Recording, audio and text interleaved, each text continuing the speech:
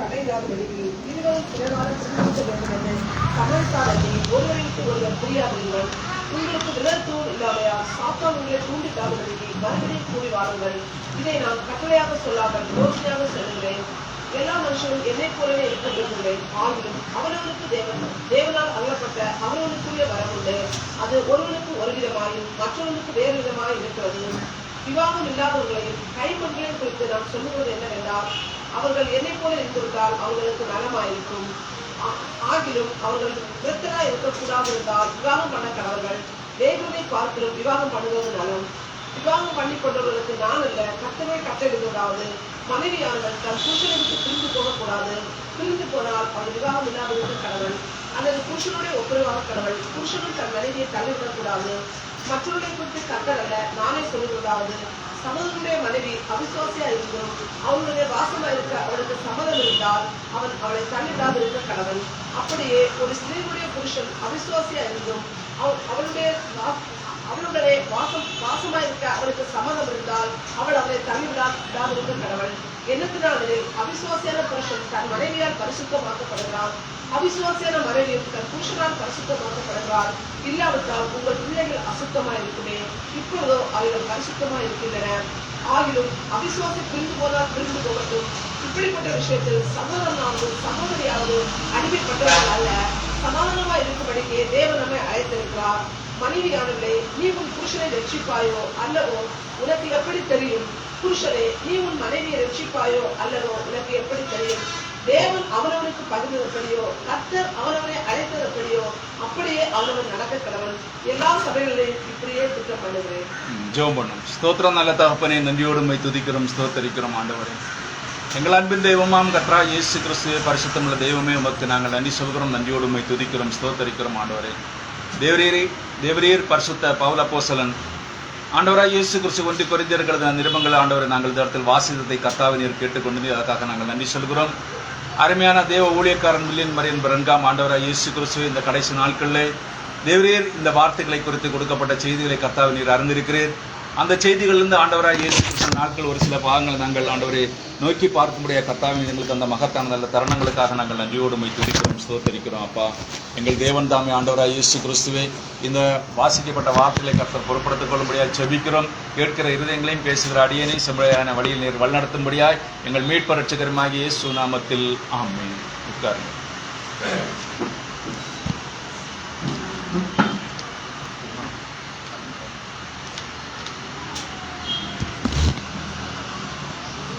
கிறிஸ்துவுக்குள் அன்பானவர்களே, கர்த்தராகிய இயேசு கிறிஸ்துவின் இனிய நாமத்தில் என் அன்பின் வாழ்த்துக்கள். இப்போ எடுத்த செய்தியை நான் 1ஆம் தேதி கொடுக்கலான்னு நினச்சிருந்தேன். 1ஆம் தேதி நமக்கு என்ன இல்லை, டைம் கிடையவே கிடையாது. அடுத்து உங்களுக்கு நான் தொடர்ந்து கொடுத்துட்டு இருந்த அந்த எடுத்துக்கொள்ளப்படுதல் செய்திங்கிறது இன்னும் முடிவடையும் இல்லை. அது இன்னும் ஒரு நாளைக்கு தர்றதுக்கு அது என்ன இருக்கிறது, பாக்கி இருக்கத்தான் செய்கிறது. அதே போல் இந்த வருஷ கடைசி நாளில் கொடுத்த செய்தியிலையும் கொஞ்சம் பாகம் பாக்கி இருக்குது, அது எடுக்க முடியாது, அந்த கொஞ்சத்தை எடுக்க முடியாது. அதே போல் இந்த நாளில் நான் என்ன கொடுக்க போகிற அந்த விவாகம் விரகாரத்துவம், அதாவது தங்க கட்டிகள்ங்கிற ஒரு சிறு குறிப்பிலிருந்து தீர்க்கதரிசியின் மூலமாக கொடுக்கப்பட்ட செய்தியின் தொகுப்பிலிருந்து எடுக்கப்பட்ட ஒவ்வொரு காரியங்கள். இந்த செய்தியானது எல்லாருக்கும் விருப்பமாக இருக்காது எங்க தெரியாது. ஆனால் என்னோட வெளியில இருக்கிற அருமையான சகோதர சகோதரர்களுக்கு இது என்ன, கொஞ்சம் கடினமாகத்தான் இருக்கும். சகோதரன் தீர்க்கதரிசி அப்படின்னு சொல்லிடுறது, இது யாரையும் நான் கடிந்து கொண்டு சொல்கிறதல்ல, வேதத்தில் இருக்கிற காரியங்களை மாத்திரம் எடுத்து எண்ணுகிறேன் நான் உங்களுக்கு சொல்லுகிறேன்னு சொல்றாரு.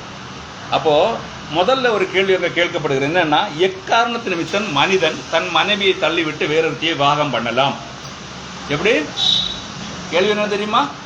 எந்த காரணத்தின் நிமித்தம் மனிதன் தன் மனைவியை தள்ளிவிட்டு வேறொருத்தியை விவாகம் பண்ணலாம்? வாசிப்போம். ஒரு மத்தேயு 19:9.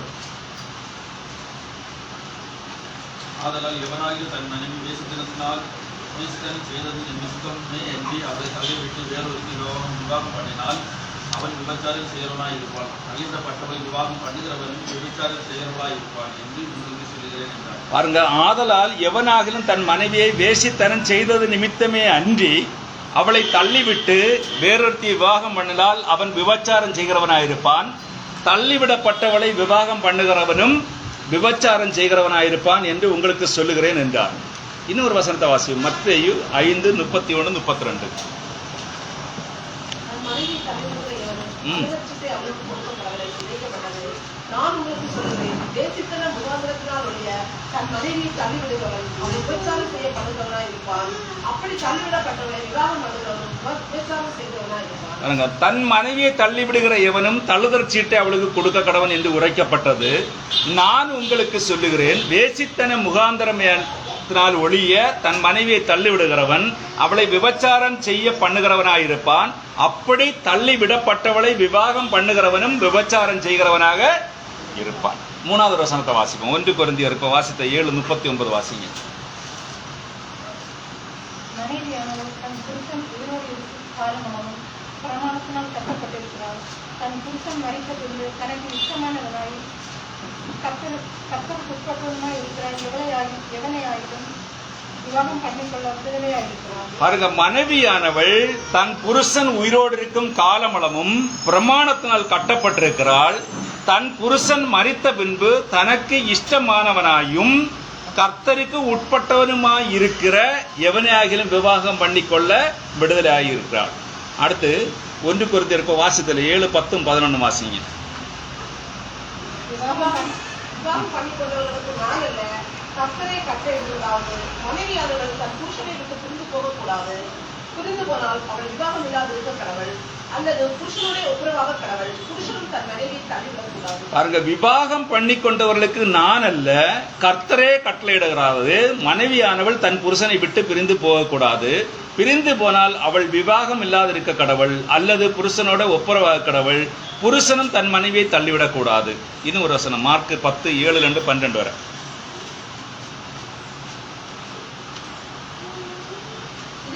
புருஷனானவன் தன் தகப்பனை தாயை விட்டு தன் மனைவியோட சேர்ந்திருப்பான். அவர்கள் இருவரும் ஒரே மாம்சமா இருப்பார்கள். அவர்கள் இருவராயிராமல் ஒரே மாம்சமா இருக்கிறார்கள். ஆகையால் தேவன் நினைத்ததை மனுஷன் குறிக்காதிருக்க கடவன் என்றார். பின்பு வீட்டிலே அவருடைய அதுக்கு வாசனை இருக்கா? பின்பு வீட்டிலே அவருடைய சீஷர்கள் அந்த காரியத்தை குறித்து மறுபடியும் அவருக்கு விசாரித்தார்கள். அப்பொழுது அவர், எவனாவது தன் மனைவியை தள்ளிவிட்டு வேறொருத்தை விவாகம் பண்ணினால் அவன் அவளுக்கு விரோதமாய் விபச்சாரம் செய்கிறவனாய் இருப்பான். மனைவியும் தன் புருஷனை தள்ளிவிட்டு வேறொன்றை விவாகம் பண்ணினால் விபச்சாரம் செய்கிறவனாய் இருப்பாள் என்றார். போதும். பாருங்க, ரொம்ப கடினமான காரியம்தான். கிறிஸ்தவ வாழ்க்கையில இது ஒரு கடினமான காரியம். இது ஒரு கடினமான சப்ஜெக்டும் கூட. சும்மா எழுத எடுக்கிற விஷயங்கள் அல்ல. அது கேள்வி என்னன்னு தெரியுமா? எக்காரணத்து நிமித்தம் மனிதன் தன் மனைவியை தள்ளிவிட்டு வேறொருத்தி விவாகம் பண்ணலாம். இதுக்கு தீர்க்கதரிசி என்ன சொல்றாரு பாருங்க. நான் உங்களுக்கு சொல்லுகிறேன், வேசித்தர முகாந்தரத்தினால் ஒழிய தன் மனைவியை தள்ளி விடுகிறவன் அவளை விபச்சாரம் செய்ய பண்ணுகிறவனாயிருப்பான். வேசித்தன முகாந்தரத்தில் ஒழிய தன் மனைவியை தள்ளி விடுகிறவன் அவளை விபச்சாரம் செய்ய பண்ணுகிறவனாயிருப்பான். ஏன்? அவள் மறுபடியும் விவாகம் செய்து கொள்வாள். அப்படி தள்ளிவிடப்பட்டவளை விவாகம் பண்ணுகிறவன் விபச்சாரம் செய்கிறவனாயிருப்பான். மத்தேயுல சொல்றாரு 5:31-32 ஆண்டவராகிய இயேசு கிறிஸ்து சொன்ன காரியத்தை சொல்றாரு. பாருங்கள், தீர்க்கதரிசி சொல்றாரு, உயிரோடுள்ள கணவன் அவளுக்கு இருக்கிறான். இப்ப யார் இருக்கிறது? உயிரோடுள்ள கணவன் யாருக்கு இருக்கிறான்? கணக்கு சப்ஜெக்டுக்கு தொடக்கத்திலே நான் முடிவை சொல்லுறேன். நான் கிறிஸ்துவை குறித்தும் சபையை குறித்தும் சொல்லுகிறேன் என்று பவுல் அப்போஸ்தலன் சொல்றான். ஆவிக்குரிய ரீதியில் எடுத்தால் எதை குறித்து சொல்றான்? நான் கிறிஸ்துவை குறித்தும் சபையை குறித்தும் பேசுகிறேன் சொல்லிட்டு நான் சப்ஜெக்டை கொண்டு வர. இப்ப பாருங்கள், உயிரோடுள்ள கணவன் அவளுக்கு இருக்கிறான். எனவே எந்த மனிதனும் அவளை விவாகம் செய்யக்கூடாது. இப்ப ஒரு மனுஷன் ஒருத்திய கல்யாணம் பண்ணிட்டான். கல்யாணம் பண்ணிட்டு விருப்பம் இல்லாம இருக்கிறான், அவளை தள்ளி விட்டான். தள்ளி விட்டால் என்ன செய்யக்கூடாது? அந்த ஸ்திரீ என்ன செய்யக்கூடாது? இன்னொரு மனுஷன் என்ன செய்யக்கூடாது? திருமணம் செய்யக்கூடாது. அவனும் திருமணம் செய்யக்கூடாது. அவள் என்ன செய்தாலும், அவள் யாரா இருந்தாலும் கவலை இல்லை. அப்படியே செய்ய அவளுக்கு எந்த ஆதாரமும் கிடையாது. ஆனால் அது மனிதனுக்கு அல்ல, ஏனெனில் அது அவள். அந்த மனிதனை பற்றி சொல்லல. ஆனா புதிய ஏற்பாடுல பவுல் அப்போஸ்தலன் கொண்டு வர அந்த சப்ஜெக்ட புரிஞ்சுக்கொள்ளுங்க. இங்க தீர்க்கதரிசி செஞ்சது அது மனிதனுக்கு அல்ல, அவளுக்கு சொல்றாரு. அவன் புரிந்து கொண்டீர்களா? நீங்கள் வார்த்தை தொடர்ச்சியாக செல்லும்படி வைக்க வேண்டும். பாருங்கள், இப்ப என்ன கடந்து போட்டுதான் இருக்கிறது? இங்க வார்த்தை யாரு கடந்து போட்டே இருக்கு? வார்த்தை யாரு? தேவன் கடந்து போக வேண்டியவராக இருக்கிறார். அதுக்குள்ளால பாருங்க, அதான் சொல்றாரு, அவளை விபச்சாரம் செய்ய பண்ணுகிறது அவனை அல்ல. இப்ப தள்ளிவிடப்பட்டவள் இன்னொரு கல்யாணம் பண்ணும் பொழுது என்ன நடக்கிறது? அங்க அது விபச்சாரம் நடக்கிறது. அவனை பற்றி அங்கு சொல்லவே இல்லை. அப்படித்தான் வேதம் கூறுகிறது. அவளை விபச்சாரம் செய்ய பண்ணுகிறது. அவன் மறு விவாகம் செய்யக்கூடாது எங்கும் சொல்லப்படல. அவனை சொல்லல. ஆம்பளை அங்க சொல்லவே இல்லை. நல்லா புரிஞ்சுக்கொள்ளுங்க. ஸ்திரியை தான் அங்க சொல்லுது, சபையை தான் அங்க சொல்லுது. அவள் என்ன சொல்றது? மறு விவாகம் செய்யக்கூடாது என்று எங்கு சொல்லப்படவில்லை. ஆனால் அவள் மறு விவாகம் செய்து கொள்ளக்கூடாது. யார் செய்யக்கூடாது? ஸ்திரியானவள் புருஷன் உயிரோடு இருக்கும் காலம் வரைக்கும் என்ன செய்யக்கூடாது? மறு விவாகம் செய்யக்கூடாது. அது கிறிஸ்துவுக்கு எடுத்துக்காட்டாக உள்ளது. யாருக்கு எடுத்துக்காட்டாக உள்ளது? கிறிஸ்துவுக்கு எடுத்துக்காட்டாக உள்ளது. கவனியுங்கள், அவன் கன்னிகையை தவிர வேறு யாரையும் மறுவிவாகம் செய்து கொள்ளக்கூடாது. அடுத்து அவன் கல்யாணம் பண்ணாலும் யாரை கல்யாணம் பண்ணணும்? கன்னிகையை தான் கல்யாணம் பண்ணணும். இன்னொருவன் கல்யாணம் பண்ணி விட்டவளை அவன் எரிஞ்சு விடாது, கல்யாணம் பண்ணவே கூடாது. அவன் மறுபடியும் விவாகம் செய்து கொள்ளலாம் அவள் கன்னிகையாயிருந்தால். ஆனால் அவன் வேறொருடைய மனைவியை விவாகம் செய்து கொள்ளக்கூடாது. யாரை செய்யக்கூடாது? இன்னொருடைய மனைவியை என்ன செய்யக்கூடாது? விவாகம் செய்து கொள்ளக்கூடாது. அவன் விவாகரத்து செய்யப்பட்ட ஸ்திரியை மனம் புரிந்து கொண்டால் அவன் விபச்சாரத்தில் வாழ்கிறவனாக இருப்பான். என்ன சொல்றாருங்க? அவன் என்ன செய்யுது? ஒரு விவாகரத்து செய்யப்பட்ட ஒரு ஸ்திரியை அவன் கல்யாணம் செய்தான்னா யாரா இருக்கிறான்? அப்ப இங்க ஆவிக்கிற ரீதியில நீங்க பார்த்தீங்கன்னு சொன்னால் கிறிஸ்து யாரை எதிர்பார்க்கிறார்? இப்போ மணவாட்டி எதிர்பார்க்கிறார். மணவாட்டி எப்படி இருக்கணும்? பியூர். இயேசு கிறிஸ்து எப்படி சுத்தமாய் வார்த்தையா இருந்தாரோ அதே போல் யார் இருக்கணும்? மணவாட்டியும் இருக்கணும். அடுத்து இனி சொல்றாரு பாருங்க. இனி நீங்க வேணா பாருங்க. அவர் கிறிஸ்து, அவருக்கு முன்பு ஒரு மணவாட்டி இருந்தால் அது யார் தெரியுமா உங்களுக்கு? கிறிஸ்துவுக்கு முன்பு ஒரு மணவாட்டி இருந்தால் யாரு? இஸ்ரவேல் ஜனங்கள். அவர் இஸ்ரவேல் ஜனங்கள் தம்முடைய பிள்ளைகள் சொல்றாரு, ஊழியக்காரர்கள் சொல்றாரு. எசேக்கியேல் நீங்க படிக்கும் பொழுது அவள் யாரா இருக்கிறாரு? அவருக்கு மணவாட்டியாக இருக்கிறாங்க. அவங்க அவரை என்ன செய்றாங்க? அவருடைய வார்த்தையினால என்ன செய்றாங்க? அவர் என்ன செய்றாரு? அவர் புறந்தள்ளி விட்டார் அவரை. யாருக்கு விரோதமாக செஞ்சாங்க? இஸ்ரவேல் ஜனங்கள் யாருக்கு விரோதமாக பாவம் செய்தார்கள்? தேவனுக்கு விரோதமாக. அந்த சப்ஜெக்ட் பின்னாடி வருது. தேவனுக்கு விரோதமாக பாவம் செய்தது என்ன செய்றாரு? தள்ளி விட்டுட்டார். ஆனால் தள்ளி விட்டுட்டு தான் என்ன புறஜாதியில் ஒரு மணவாட்டி அவர் எதிர்நோக்கி கொண்டிருக்கிறார். அது எப்படி இருக்கணும்? எப்படி இருக்கணும்? ஸ்தாபனத்தோடு இணைந்து ஸ்தாபனங்கள்ல வாழ்கிறவரை தேவன் விரும்பவே இல்லை. ஏன்னா ஸ்தாபனத்தோட அவங்களுக்கு விவாகம் முடிந்து விட்டதங்க. இவள் எப்படி ஏற்பட்டவளா இருப்பாள்? வார்த்தை பரிசுத்தமாக அவரையே பற்றி கொண்டு ஜீவிக்கிற ஒரு கன்னிகையா இருப்பாள். அதான் சொல்றாரு பாருங்க. அப்படிப்பட்டவளை விவாகம் பண்ணவரன் விபச்சாரம் செய்கிறவனா இருப்பேன் என்று வேதம் கூறுகிறது. பார்த்தீங்களா? விவாகரத்து செய்யப்பட்ட எவளையுமே திருமணம் செய்யக்கூடாது. எது சரி எது தவறு நீங்கள் அறிந்து கொள்வதற்காக அவர் சொல்றார், விவாகமும் விவாகரத்து என்னும் விஷயத்திற்குள்ளாக உங்களுக்கு விளக்கி காண்பித்தேன். இப்பொழுது இந்த முன்னடையாளங்களின் மூலம் ஒரே கிறிஸ்து இருக்கிறார் என்றும், நல்லா புரிஞ்சுக்க, ஒரே கிறிஸ்து இருக்கிறார் என்றும் அவருக்கு அநேக அங்கத்தினர்கள் கொண்ட மனைவி இருக்கிறார் என்றும் அவர் வெளிப்படையாக காண்பிக்கிறார். எப்படி இருக்கிறாரு? கிறிஸ்து ஒருவர். அடுத்து என்ன இருக்கிறாரு? அவருக்கு அநேக அங்கத்தினர்களை கொண்ட மனைவிகள் அல்ல. பவுலாதான் சொல்றான், நான் கிறிஸ்துவின் சரீரத்தில் என்ன இருக்கிறோம்? அவயங்களாக இருக்கிறோம். அவ பாருங்க, ஒரு அவயங்களா இருக்கிற எத்தனை பேர் இருக்காங்க உலகத்துல இருக்கிற தேவனால் உலக தோற்றத்துக்கு முன்னே கிறிஸ்து இயேசுக்குள்ள தெரிந்து கொள்ளப்பட்ட எல்லா வித்துக்களும் எல்லா மணவாட்டிகளும் அவருடைய சரீரத்தில் யாரா இருக்கிறார்கள்? அவயங்களாக இருக்கிறார்கள். அதான் சொல்றாரு பாருங்க. கவனியுங்கள், ஆவிக்குரிய விபச்சாரம், கள்ள உபதேசம் ஆவிகளின் நிமித்தம் அவர் எந்த நேரத்தில் நம்மை தள்ளிவிடலாம். என்ன சொல்றாரு? ஆவிக்குரிய விபச்சாரம். ஆவிக்குரிய விபச்சாரம் என்னது சொல்லுங்களேன் பாப்பா. ஆவிக்குரிய விபச்சாரம் என்று சொன்னால் இன்னைக்கு எங்க இருப்போம்? இங்கே இருப்போம். நாளைக்கு எங்க இருப்போம்? ஒரு பெந்தேகோஸ்து சபையில இருப்போம். நாளன்னைக்கு எங்க போய் இருப்போம்? ஒரு புராட்டஸ்டன்ட் சிஎஸ் சபையில இருப்போம். அதுக்கு அடுத்த எங்க இருப்போம்? ஆர்சி சபையில போயிருப்போம். அப்படி இருக்கிறதான் ஆவிக்குரிய விபச்சாரம். அப்ப எத்தனை புருஷர்கள் அங்க இருக்கணும்? இங்கே ஒரு புருஷன், அதை கிறிஸ்துவ நாம சொல்றோம். அடுத்த எங்க போறோம்? பெந்தேகோஸ்துல போறோம், அங்கே ஒரு புருஷன். ஸ்தாபனம் ஒரு புருஷன் தானே, அதற்குள்ள போறாங்க. அடுத்து புராட்டஸ்டன்ட்ல போறேன் அப்படி இருக்கிறது. அடுத்து ஆர்சியில போறதுல அப்படி இருக்கிறது. அப்போ இங்க என்ன சொல்றாருன்னு பாருங்க, அந்த காரணத்தின் நிமித்தம் அவர் நம்மை எந்த நேரத்திலும் தள்ளிவிடலாம். என்ன சொல்றாரு? இப்போ நீங்க ஒரு நாள் இங்கே இருந்துகிட்டு இன்னொரு நாள் அங்கே உங்களோட ஆசீர்வாதங்களுக்கும் உங்களோட நோய்களிலிருந்து விடுதலைகளுக்கும் அதற்கென்று ஒவ்வொரு இடங்களாக நீங்கள் போய்கொண்டிருந்து சொன்னால் நிச்சயமாக அதன் நிமித்தம் அவர் உங்களை தள்ளிவிடலாம். அடுத்து கீழே கொண்டு வர்றார் பாருங்க. ஆனால் நீங்கள் அவரை தள்ளிவிட்டு அதில் செல்ல முயல்வதற்கு உங்களுக்கு என்ன துணிச்சல் பாருங்க. நாம அவரை தள்ளி விட்டுட்டு திரும்ப அவர்கிட்ட போறதுக்கு நமக்கு என்ன இருக்கிறது? அந்த துணிச்சல் வரவே கூடாது. நம்ம எந்த தகுதியுமே இல்லை, நம்ம தகுதி இழக்கப்பட்டு விட்டுட்டோம். நாம் அவரை தள்ளி விடும் பொழுது நாம யாராகிறோம்? இஸ்ரவேல் ஜனங்கள் அந்த காலேபும் ஜோசுவாவும் விசுவாச கண்களால் வாழ்ந்தார்கள். மற்றவர்கள் எல்லாம் ஆம் ஆண்டவராய் இயேசு தேவன் நல்லதான் நமக்கு செய்தார் நிலைட்டு அவர் என்ன செய்றாங்க? அவரையும் வைத்துக் கொண்டு அவர்கள் என்ன செய்றாங்க? அந்த பாகால்களுக்கு மற்றவங்களுக்கு என்ன செய்றாங்க? அவர்களுக்கு பலியிடுகிறார்கள். அப்ப பாருங்க என்ன செய்யறாருன்னா அவர்கள் அவரே வைத்துக் கொண்டு இன்னொரு வாழ்க்கை கூட வாழ்கிறார்கள். தேவனும் ஒரு பக்கம் தேவையாக இருக்கிறது, பாகால்களும் நமக்கு தேவையாக இருக்கிறது. அதான் ஒரு மன்னன் தன் மனைவியை தள்ளிவிட்டு வேறொருத்தி விவாகம் செய்து கொள்ளலாம், ஆனால் ஒரு ஸ்திரீ தன் புருஷனை தள்ளிவிட்டு வேறொருவனை விவாகம் செய்து கொள்ளக்கூடாது.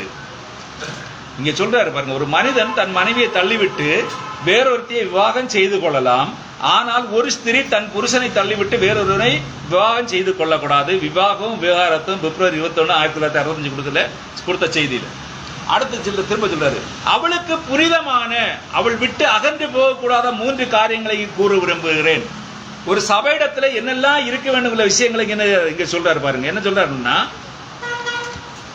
இதை சரீர பிரகாரமான ஸ்திரீடம் கூறும்போது பவுல் ரோமர் 7ஆம் அதிகாரத்தில் 7ஆம் அதிகாரம் 2-3 வசனத்தை வாசிங்க. அதப்படி என்றால் புருஷனுடைய ஸ்திரீ தன் புருஷன் உயிரோடு இருக்கும் நியாயப்பிரமாணத்தின்படியே அவருடைய நிபந்தனைக்கு உட்பட்டிருக்கிறாள். புருஷன் மறித்த பின்பு புருஷனுடைய பிரமாணத்தினுடைய விடுதலையாக இருக்கிறாள். ஆகையால் புருஷன் உயிரோடு இருக்கையில் அவள் வேறொரு புருஷனை விவாகம் பண்ணினால் விபச்சாரி எனப்படுவாள். புருஷன் மறித்த பின்பு அவள் அந்த பிரமாணத்திற்கு விடுதலையானபடியால் வேறொரு புருஷனை விவாகம் பண்ணினாலும் விபச்சாரி.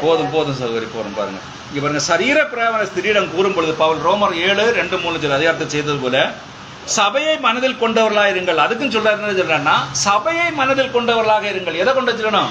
உலக பிரகாரமான சகோதர புருஷ மனைவி இல்ல, முதல்ல யாரை வச்சிருக்கணும்? சபையை மனதில் கொண்டவர்களாக இருங்கள். அவளுக்கு கற்பு என்பது தேவனால் புனித நம்பிக்கையாக அளிக்கப்பட்டுள்ளது. ஒரு சகோதரிக்கு ஒரு ஸ்திரீக்கு கற்பு என்கிறது என்னது? தேவனால் என்ன இருக்கிறது? புனித நம்பிக்கையாக அளிக்கப்பட்டுள்ளது. ஸ்திரீக்கு தவிர வேற யாருக்கும் அது கிடையவும் கிடையாது. எந்த ஒரு பிராணிகளுக்கும் கிடையாது, எந்த ஒரு மிருக ஜீவன்களுக்கும் கிடையாது, எந்த ஒரு கடல் வாழ் உயிரினங்களுக்கும் கிடையாது, எந்த மனுஷனுக்கு அங்க சொல்லவே இல்லை. ஆனா யாருக்கு சொல்லப்பட்டிருக்கிறால்? ஸ்திரீக்கு மாத்திரம் தான் அது சொல்லப்படும். என்னன்னா ஸ்திரீக்கு தவிர வேற யாருக்கும் அது கிடையாது. அது உண்மை. அது தேவனால் அவளுக்கு அளிக்கப்பட்டிருக்கிறது. என்ன பாருங்க, தேவனால் கொடுக்கப்பட்டிருக்கிற ஒரு மகத்துவமான காரியம் தான் கற்பு என்கிறது. எனது அது அருமையான சகோதரிமார்களுக்கு என்னன்னா அது சொல்றாரு, அவள் அந்த கற்பை கரைப்படுத்த கூடாது. அவள் ஏதாகவும் தவறு செய்ய நேர்ந்தால் கணவன் அவளை மணப்பதற்கு முன்பு, தவறு செய்ய முன்பால் கணவன் அவளை மணப்பதற்கு முன்பு அவள் அதை அவனிடம் அறிக்கை செய்து அதை சரிபடுத்திக் கொள்ள வேண்டும். முடியுமா? இந்த காலத்துல ஒரு புருஷனை கல்யாணம் பண்றதுக்கு முன்னாடி ஒரு ஸ்திரீயானவள் தவறு செய்திருந்தால் அவள் என்ன செய்யணும்? அந்த புருஷனிடத்துல நான் அறியாமல் இப்படி எல்லாம் தவறு செய்து நடந்திருக்கிறேன்னு போய் அறிக்கையிட்டு இத்திபாகம் பண்ண முடியுமா? இந்த காலத்துல முடியும். சபைக்கு அது முடியும், உலகத்துல அது முடியாது. சபைக்கு அது முடியும். அதான் எதுக்கு சொல்றாருன்னா, நான் கிறிஸ்துவை குறித்தும் சபையை குறித்தும் பேசுகிறேன். சபையானது, சபைங்கிறது ஸ்திரீக்கு ஒப்புமையாக சொல்லப்பட்டிருக்கிறது. நீங்கள் அதுக்கு தான் உங்கள்ட்ட என்னைக்கும் சொல்றேன்னா, நாம் எப்பொழுதுமே என்ன பலிபீட தண்டை கடந்து செல்ல வேண்டியவளா இருக்கிறோம். ஏன் பலிபீட தண்டைக்கு நீங்க கடந்து போறீங்க? நீங்க காலையிலையும் ராத்திரியும் பலிபீட தண்டைக்கு எதற்கு கடந்து செல்கிறீர்கள்? நம்முடைய குறைகளையும் நிறைகளையும் யாருக்கு? அவருடைய சமூகத்தில் தெரிவிப்பதற்காக நாம் கடந்து செல்கிறோம். எதற்கு வேண்டி? அவருடைய மன்னிப்புக்காக வேண்டி, அவருடைய இரக்கத்திற்காக வேண்டி. இந்த உலகத்துல வேற எந்த ஒரு மனுஷனும் நமக்கு இறக்க முடியாது. புருஷனும் இறக்கம் பண்ண மாட்டான், பெற்றோரும் இறக்கம் பண்ண மாட்டான். ஆனால் நமக்கு ஒரே இறங்குறது யாருன்னா தேவன் மாத்திரம் என்ன செய்வாங்க? இறங்குற தேவனாக இருக்கிறார். அதனால தான் சொல்றேன் பலிபீடத்தில். அதான் சொல்றாரு பாருங்க, என்ன சொல்லணும்? அவள் அதை அவனிடம் அறிக்கை செய்து சரிபடுத்திக் கொள்ள வேண்டும். நியாய பிரமாணத்திற்கு விவாகம் செய்யப்பட்ட சபை சபை முதல்ல எதுக்கு வியாபாரம் செய்யப்பட்டது? நியாயப்பிரகாரம். நான் முதல்ல முதலாம் மனைவி யாரு? இஸ்ரவேல் ஜனங்கள். தன் இரண்டாம் விவாகத்திற்கு முன்பு கிறிஸ்துவுக்கு முன்பாக அறிக்கை செய்ய வேண்டியது போல இன்னி பாருங்க, இஸ்ரவேல் ஜனங்களுக்கு அந்த இனி சான்ஸே கிடையாது. இஸ்ரவேல் ஜனங்களுக்கு அந்த சான்ஸ் இருக்குதா?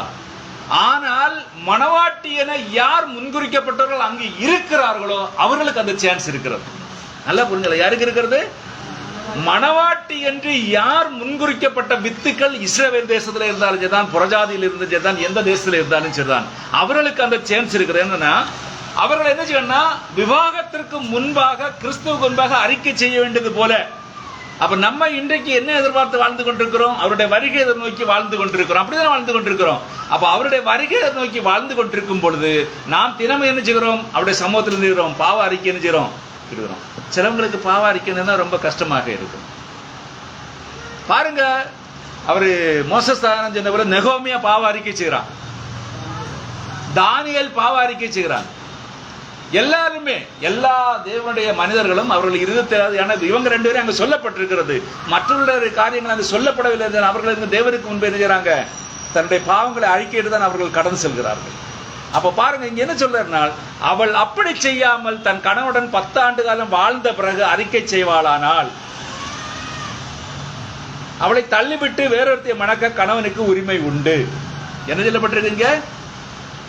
இப்போ ஒரு மனைவியானவள் தவறு செய்து விட்டு ஒரு புருஷனை திருமணம் செய்து கொண்டு 10 ஆண்டு காலம் அவனோட கூட வாழ்ந்து முடிந்த பின்பு சொல்றான, நான் சொல்றாரு அப்படித்தான் வேதம் கூறுறது. வேசித்தனம் என்பது அசுத்தம். நான் எப்படி தவறெல்லாம் செய்துட்டேன்னு சொல்லிட்டு திரும்ப போய் சொல்றதுல எந்தவித அர்த்தமே இல்லை. அவளை தள்ளிவிட அவனுக்கு அதிகாரம் உண்டு. ஆண்டவராகிய இயேசு கிறிஸ்து வேசித்தன முகாந்தர மொழியல்ல, வேற எதுலையுமே மனைவியை தள்ளிவிட கூடாது. ஏன்னா அதுக்கு முந்த வசனம் நீங்க படிச்சீங்கன்னா, மோசே உங்கள் இருதய கடினத்தின் நிமித்தம், இதனால இருதய கடினத்தின் நிமித்தம் உங்களுக்கு அப்படி சொல்லி இருக்கிறான்னு அங்க சொல்லி இருக்கும் பாருங்க. அப்படி சொல்லி அது என்னன்னு சொல்லுன்னா, கிறிஸ்துவின் மணவாட்டியின் காணக்கூடாத இணைப்பு என்கிற செய்தியில அவர் சொல்லி இருக்கிறத பாருங்க. அடுத்து சொல்றாரு பாருங்க, சகோதரன் பில் மத்தேயு 19:9 காணப்படுகிற வேசித்தனம் மற்றும் விபச்சார முயல்களுக்கு உள்ள வித்தியாசம் என்ன? இப்ப விபச்சாரம் என்ன, வேசித்தனம் என்ன? விபச்சாரம் என்றால் என்ன, வேசித்தனம் என்றால் என்ன? மத்தேயு 19:9 இயேசு, ஆதலால் எவனாகலும் தன் மனைவியை வேசித்தனம் செய்த காரணத்து நிமித்தமே அன்றி அவளை தள்ளிவிட்டு வேறொருத்தையை விவாகம் பண்ணினால் விபச்சாரம் செய்கிறவனாய் இருப்பான்னு சொல்றார் என்று கூறினார். வேசித்தனம் மற்றும் விபச்சாரம் என்பதற்குடைய வித்தியாசத்தை பொறுத்த மட்டில் இந்த வார்த்தையை எப்படி வேண்டுமானாலும் பொருத்தலாம். என்ன செய்யலாம்? இந்த வார்த்தை எப்படி வேண்டுமானாலும் பொருத்தலாம். ஆனால் அவர் அங்கே எதை குறித்து பேசுகிறார் என்பதை தெளிவாக பார்ப்போமானால், திருமணமாகாத ஒரு பெண்ணால் விபச்சாரம் செய்ய முடியாது. இன்னைக்கு திருமணமாகாத பெண்ணை என்ன சொல்றாங்க? விபச்சாரின்னு சொல்றாங்க. அது விபச்சாரம் அல்ல. அது என்னன்னு கேட்டா அது வேசித்தனம். அது என்னது? அது வேசித்தனம். இங்க அதான் சொல்ல, தெளிவா சொல்ல, திருமணமாகாத ஒரு பெண்ணால் விபச்சாரம் செய்ய முடியாது. ஏனென்றால் அவளுக்கு புருஷன் இல்லாமல் இருப்பதால் அவனுக்கு மாறாக அவளால் விபச்சாரம் செய்ய முடியல. புருஷன் இருந்துட்டு அவள் தவறு செய்யும் பொழுது அது விபச்சாரமாக மாறுகிறது. யாருக்கு விரோதமா செய்யறா? புருஷனுக்கு விரோதமாக தவறு செய்யும் பொழுது அது என்ன? விபச்சாரமாக மாறுகிறது. ஆனால் அது அவளுக்கு ஒரு அசுத்தமான ஒன்றாகும் சொல்றாரு. தீர்க்கதரிசி என்ன சொல்றாரு? புருஷன் விவாகமாகாத ஒரு பெண் தவறு செய்கிறது யாருக்கு அசுத்தமான வாழ்க்கை? அவர் அசுத்தமான வாழ்க்கை. நீங்க இன்னைக்கு பாத்தீங்க, இந்த நவநாகரிக உலகத்துல என்ன செய்யறாங்க?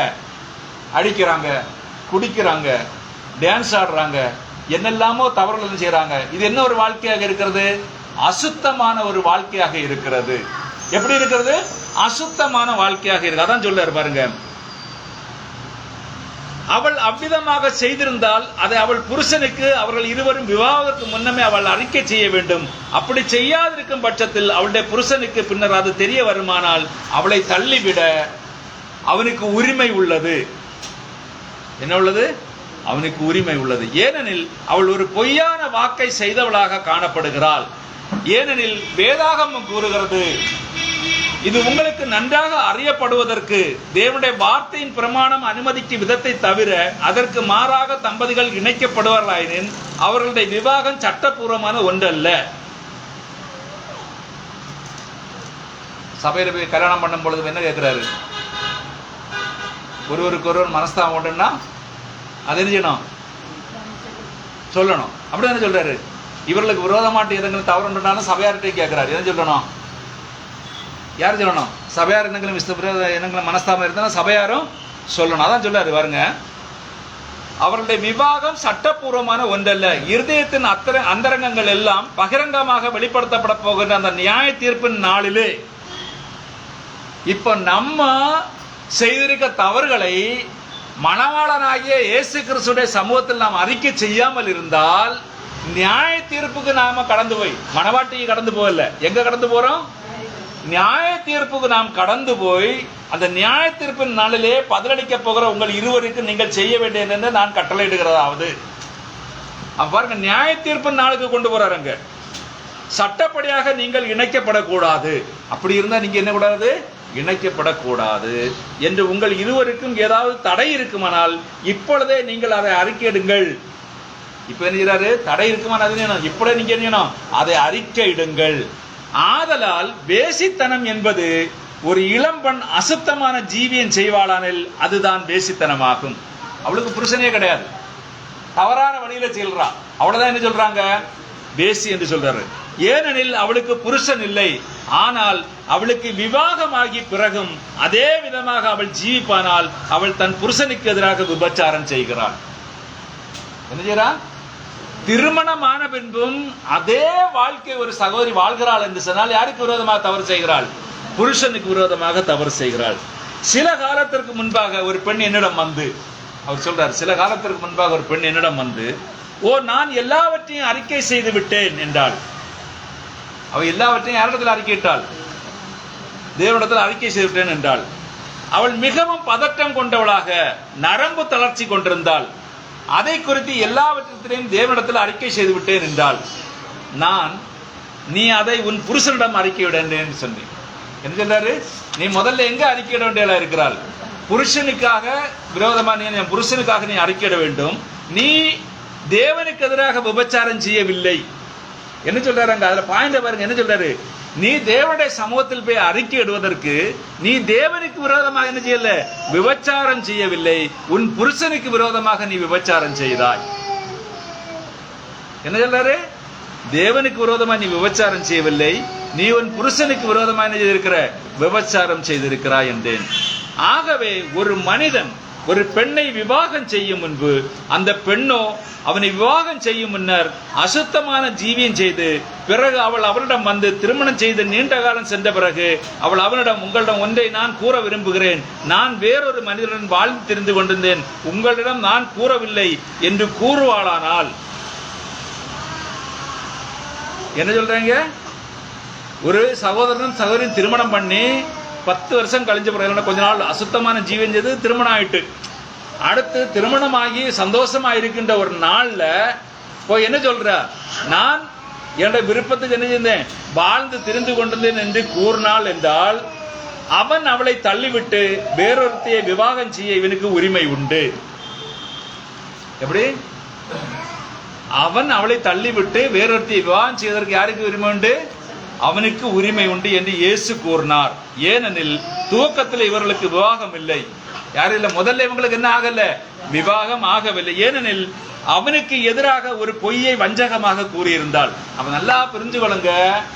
பலிபீடத்துக்கு முன்ன போய் நின்றுகிட்டு ஒரு சகோதரனோ ஒரு சகோதரியோ தன்னுடைய பாவங்களை இருவருக்கு ஒருவர் அறிக்கையிட்டு தவறு செய்திருந்தார், அதாவது சரீர பிரகாரமான தவறுகள் செய்திருந்தால் அதை அறிக்கை இட்டுக்கிட்டு அவர்கள் இணைந்தார்கள் என்று சொன்னால் அந்த இணைப்பை யாராலும் பிரிக்க முடியாது. தீர்க்கதரிசி அப்படின் சொல்லுவார். அவர்கள் ஒருவருக்கு ஒருவர் ஒரு சகோதரியான பொய்யை மறைத்து விட்டு திரும்ப திருமணம் செய்யும் பொழுது அங்க என்ன நடக்கல? உலக பிரகாரமாக போதகர்கள் செய்கிற திருமண இணைப்பு நடக்கிறது. ஆனால் தேவனுடைய சமூகத்தில் அங்க இணைப்பு நடக்கவே இல்லை. அதான் சொல்றார். ஏனெனில் அவனுக்கு எதிராக ஒரு பொய்யை வஞ்சகமாக கூறியிருந்தால்.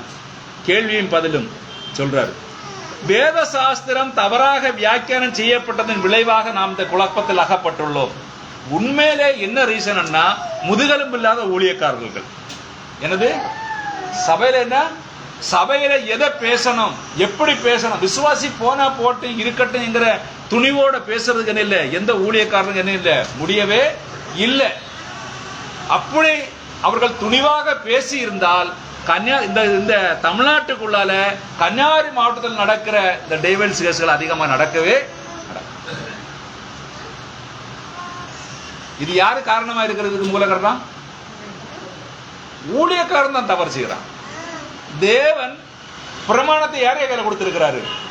ஊழியக்காரன் கையில தான் கொடுத்திருக்கிறார். அப்ப அந்த ஊழியக்காரன் தேவனுடைய பிரமாணத்தை எப்படி எடுத்து போதிக்கணும்? நான் சொல்றேன், உங்க பிள்ளைங்க தவறு செய்யும் பொழுது முதுகுல தட்டி கொடுத்து ஆதரிப்பீங்களா, கம்பெடுத்து அடி கொடுப்பீங்களா? முதுகலை தட்டி கொடுத்து மக்கள் நீ செய்தது சரிதான் நம்ம செய்வோம். ஏன்னா அநேக பெற்றோர்கள் அதை செய்கிறார்கள். என்னுடைய பையனா, என்னுடைய மகளா, ஏன் அப்படி ஒரு தவறே செய்யலன்னு அநேக பெற்றோர்கள் என்ன செய்யறாங்க, அதை ஆமோதிக்கிறார்கள். ஒரு சில பெற்றோர்கள் நீ செய்தது தவறு என்று சரி செய்கிற பெற்றோர்களும் அங்கே இருக்கத்தான் செய்கிறார்கள்.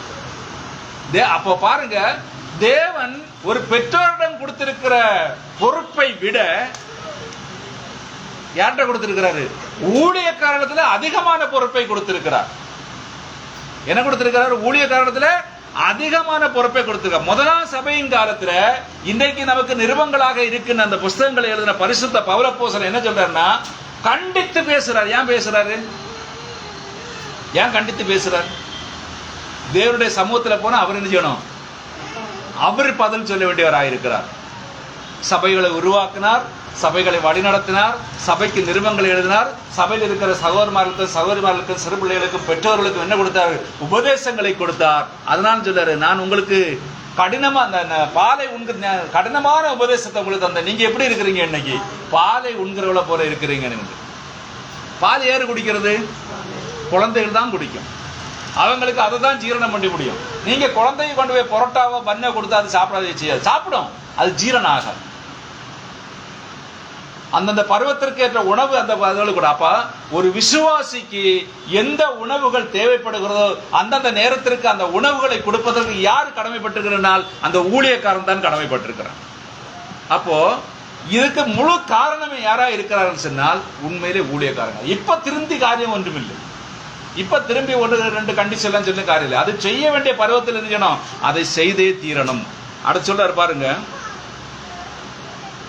அதன் விளைவாகத்தான் பெண்களாகிய நீங்கள் 2ஆம் முறை விவாகம் செய்து கொண்டீர்கள். அவர் அமெரிக்க மக்களை பார்த்து சொல்றாரு, ஆண்களாகிய நீங்கள் தவறாக வியாக்கியானப்பட்ட வேத சாஸ்திரத்தின் விளைவாக.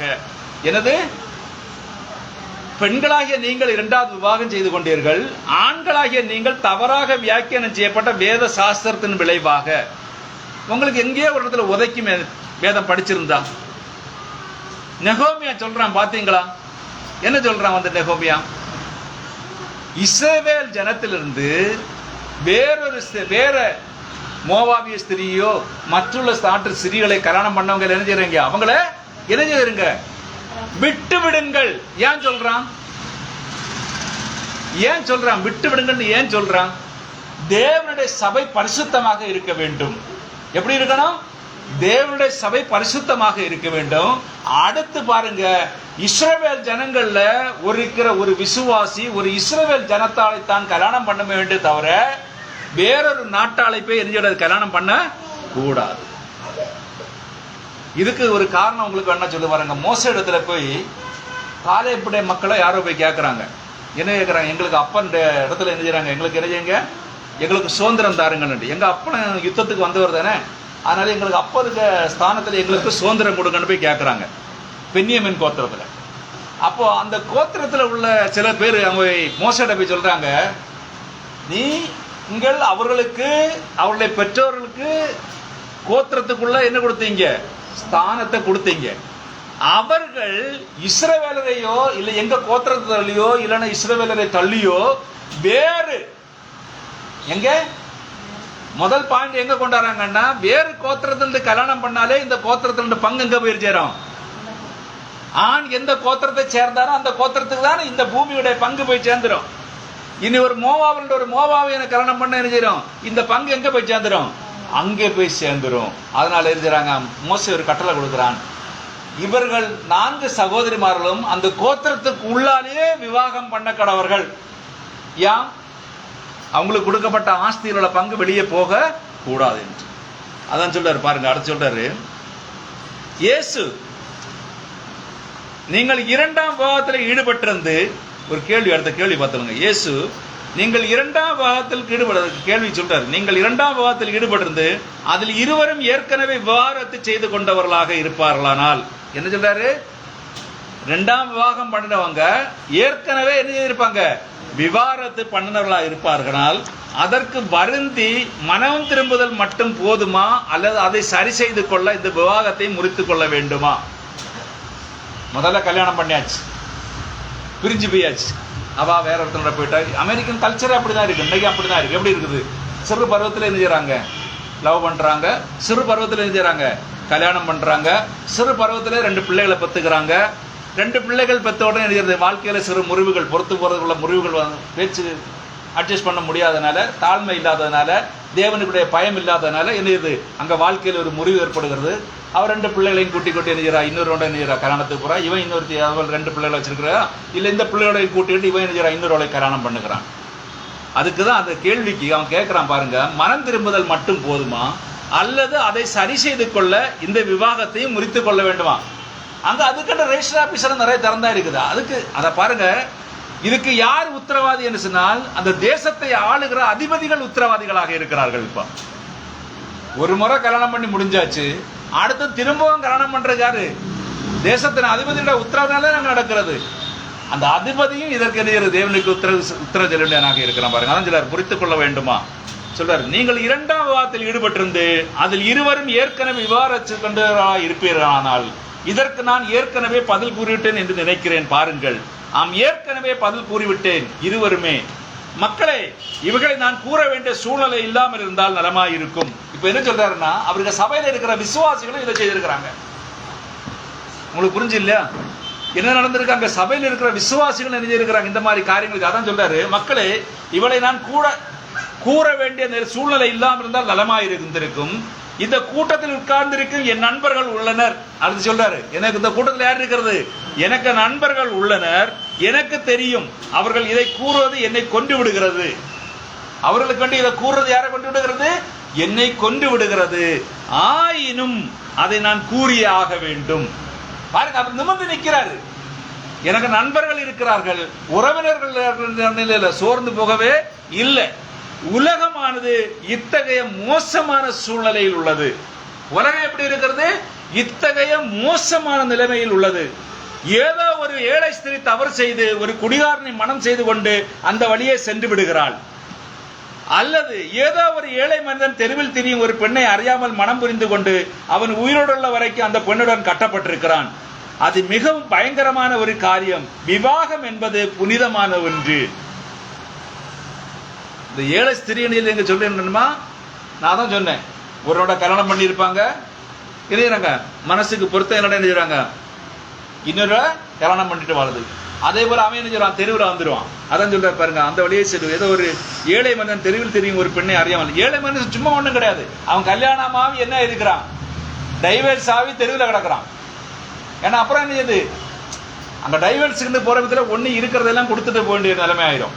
அப்ப என்ன, ஒண்ணு இல்லாம தெருவுக்கு தான் வரணும். அதான் சொல்ல ஒரு பெண்ணை அறியாமல் மனம் புரிந்து கொண்டு அவன் உயிரோடுள்ள வரைக்கும் அந்த பெண்ணுடன் கட்டப்பட்டிருக்கிறான். அது மிகவும் பயங்கரமான ஒரு காரியம். விவாகம் என்பது என்னது? அமெரிக்கால விவாகம் என்பது எப்படி இருக்கிறது? யூரோப்பியன் கண்ட்ரில விவாகம் என்பது எப்படி இருக்கிறது?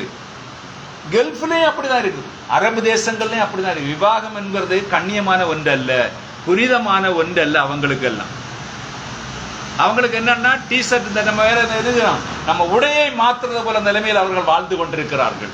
பாருங்க, அடுத்த கேள்வி சொல்றாரு, சகோதரர் பிரன்காமே, விவாகமும் விவாகரத்தும் என்னும் பிரச்சனையின் பேரில் இந்த நேரத்தில் எங்களுக்கு அறிவுறுத்த கர்த்தர் உமக்கு அனுமதி அளிப்பாராக. கேள்வி, ஒரு மனிதன் ஒரு ஸ்திரியை விவாகம் செய்து கொண்ட பிறகு அவள் அவனை விவாகரம் செய்து விட்டு வேறொருவரை மணந்து கொள்ளலாமா? இருவருமே வேறொருவரை விவாகம் செய்து கொண்டால் அவர்கள் இருவருமே விபச்சாரம் செய்கிறவர்களாக விடுவார்களா? இது சர்ப்பத்தின் வித்துடன் எப்படி இணையும் என்று நீர் கூறினீர், அது எப்படி? என்ன சொல்றாரு? ஒரு ஸ்திரீ ஒரு மனுஷன் விவாகம் செய்து கொண்ட பிறகு அவள் அவனை விவாகரத்து செய்துவிட்டு வேறொருவரை மணந்து கொள்ளலாமா? அடுத்து, அப்படி விவாகம் செய்து கொண்டால் அவர்கள் இருவருமே விபச்சாரம் செய்கிறவர்களாக இருப்பார்களா? இது சர்ப்பத்தின் வித்துடன் இணையும் என்று நீர் கூறினீர். இது எப்படி? எதுல போய் இணையாது? இணையுமா? கரெக்டா அங்கதான் போய் இணையும் சொல்றாரு. நமக்குள்ள இந்த கேள்வி தொகுப்பிலே அவர் சொல்றாரு பாருங்க, நமக்குள்ள இந்த கேள்வி தொகுப்பிலே இது மிகவும் வஞ்சகமா இருக்கிற கேள்விகளில் ஒன்றாகும். என்ன சொல்றாரு? மிகவும் வஞ்சகமான கேள்விகளில் ஒன்றாகும். இது இன்றைக்கு உலகில் அதிகமாக பிரச்சனைக்குரியான கேள்வியாகும். உலகத்திலே இது என்ன இருக்கிறது? பிரச்சனைக்குரிய ஒரு கேள்வியாக இருக்கிறது. இப்பொழுது நான் சொல்வதை கேளுங்கள். இதற்கு எனக்கு ஒரு காரணம் உண்டு. இன்று காலையிலே விவாகம் விவரத்தை என்பதை குறித்து சரியான காரியத்தை இந்த சபைக்கு கொண்டு வந்து அதை ஒலிநாடாவில் பதிவாகி மற்றவர்கள் கேட்பார்களானால் அது தேசத்தில் உள்ள ஒவ்வொரு சபையும் உடைத்து போடும் பாருங்கள்.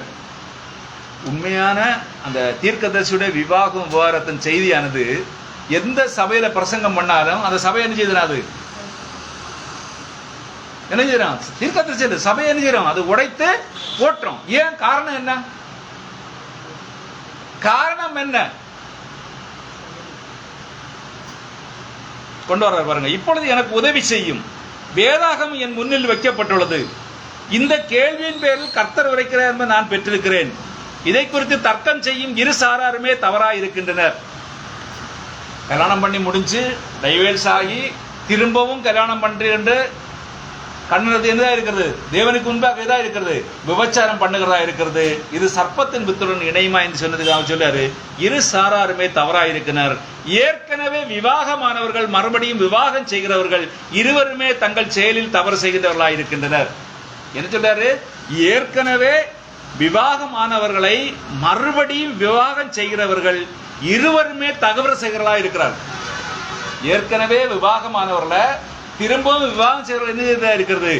தவறு செய்கிறவர்களாக இருக்கின்றனர். ஆனால் இதற்கிடையில் பாதையின் நடுவில் சத்தியம் உள்ளது. நான் விரும்பவில்லை. நான் ஒரு செய்தி ஒலிநாடாவை தயாரிக்கப் போகிறேன். எனக்கு ஏதாவது நேரிடும் பட்சத்தில் நான் போய்விட்ட பிறகு அதை சகோதரர் சபைகளுக்கு போட்டு காட்டலாம்.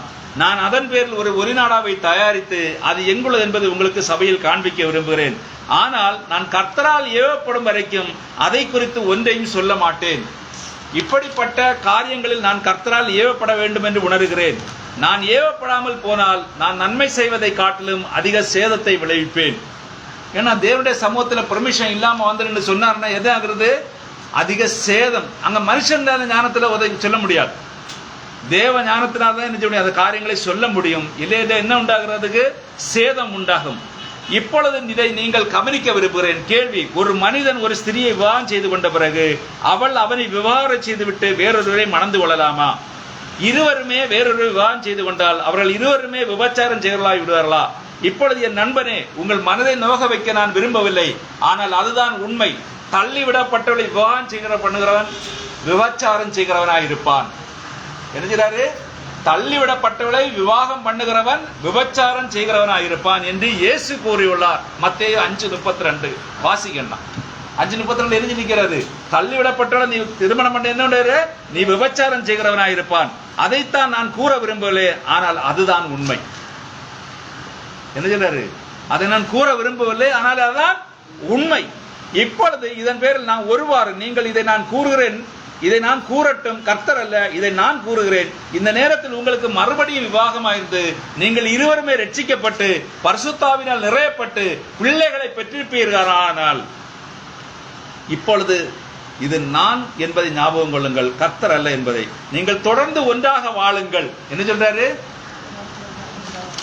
இங்க என்ன சொல்ல பாருங்க. இந்த நேரத்தில் உங்களுக்கு மறுபடியும் விவாகமாயிருந்து பரிசுத்தாவினால் நிறையப்பட்டு பிள்ளைகளை பெற்றிருப்பீர்களானால் என்ன செய்யுங்க? நீங்கள் தொடர்ந்து ஒன்றாக வாழுங்கள், சந்தோஷமாயிருங்கள். ஏனெனில் உங்கள் முதல் மனைவியுடன் நீங்கள் வாழ முடியாது. திரும்ப முதல் மனைவியோட போய் வாழ முடியுமா? முடியாது. அடுத்து சொல்றாரு, வாழ முடிந்திருந்தால் இவளை நீங்கள் விவாகம் செய்திருக்க மாட்டீர்கள். அவளோட வாழணும்னு உங்களுக்கு விருப்பம் இருந்ததுன்னா நீங்க எரிஞ்சிருக்க மாட்டீங்க. இவளை நீங்க விவாகம் செய்திருக்க மாட்டீர்கள். இவளை நீங்கள் விட்டு உங்கள் முதலிடம், அடுத்து சொல்றாரு, இவளை நீங்கள் விட்டு உங்கள் முதல் மனைவியுடன் செல்வீர்களானால் நீங்கள் முதலில் செய்ததை விட இன்னும் மோசமான காரியத்தை செய்கிறவர்களாக மாறிவிடுகிறீர்கள். பாருங்க, முதல் மனைவியிட்ட கல்யாணம் பண்ணியாச்சு, அவளை தள்ளிக்கிட்டு திரும்ப இன்னொருத்தைய கல்யாணம் பண்ணிக்கிட்டு இவளையும் விட்டுக்கிட்டு திரும்பவும் முதல் மனைவிடத்துல போனால் என்ன செய்யறதா இருக்குது? மிகவும் மோசமான ஒரு மனுஷனாக காரியத்தை செய்கிறவராக மாறிவிடுவீர்கள். ஏறவே பாருங்கள், நீங்கள் எல்லாவற்றையும் குழப்பிக் கொண்டிருக்கிறீர்கள். அதிலிருந்து மீள வழியே இல்லை. நான் வேதத்திலிருந்து உண்மையில் ஒரே ஒரு வழியைத்தான் எடுத்து கூற முடியும். நீங்கள் இருவருமே தனியாக வாழுங்கள். என்ன சொல்றாரு? இதுக்கு அடுத்து நீங்க என்ன சொன்னா, இதுலயே முறிவு வந்துட்டு பாருங்க. அமெரிக்க கலாச்சாரத்தில் இருக்கிற ஸ்டைல்கள் அதெல்லாம். முதல்ல கல்யாணம் பண்றான், 2 பேரும் பிரிஞ்சிடுறாங்க, 2வது கல்யாணம் பண்றான், அடுத்தவன் பிரிகிறான், அடுத்து 3வது கல்யாணம் பண்றான், அடுத்தும் பிரிகிறான், 4வது. அதே கலாச்சார ஸ்டைல் இப்ப இங்கேயும் வந்துட்டுது. இதுக்கு தீர்க்கதரிசி என்ன மருந்து சொல்றாருன்னா, 2வது நீங்கள் திருமணம் பண்ணி முடிந்து உங்களுக்கு ஒரு மனதோடு வாழ முடியலன்னா நீங்க செய்யணும், அடுத்து என்ன செய்யணும்? தனியாக வாழுங்கள். இப்பொழுது இந்த ஒரு வழியைத்தான் இப்பொழுது நான் கூற முடியும். ஆனால் வேறொரு காரியம் அதில் உள்ளது.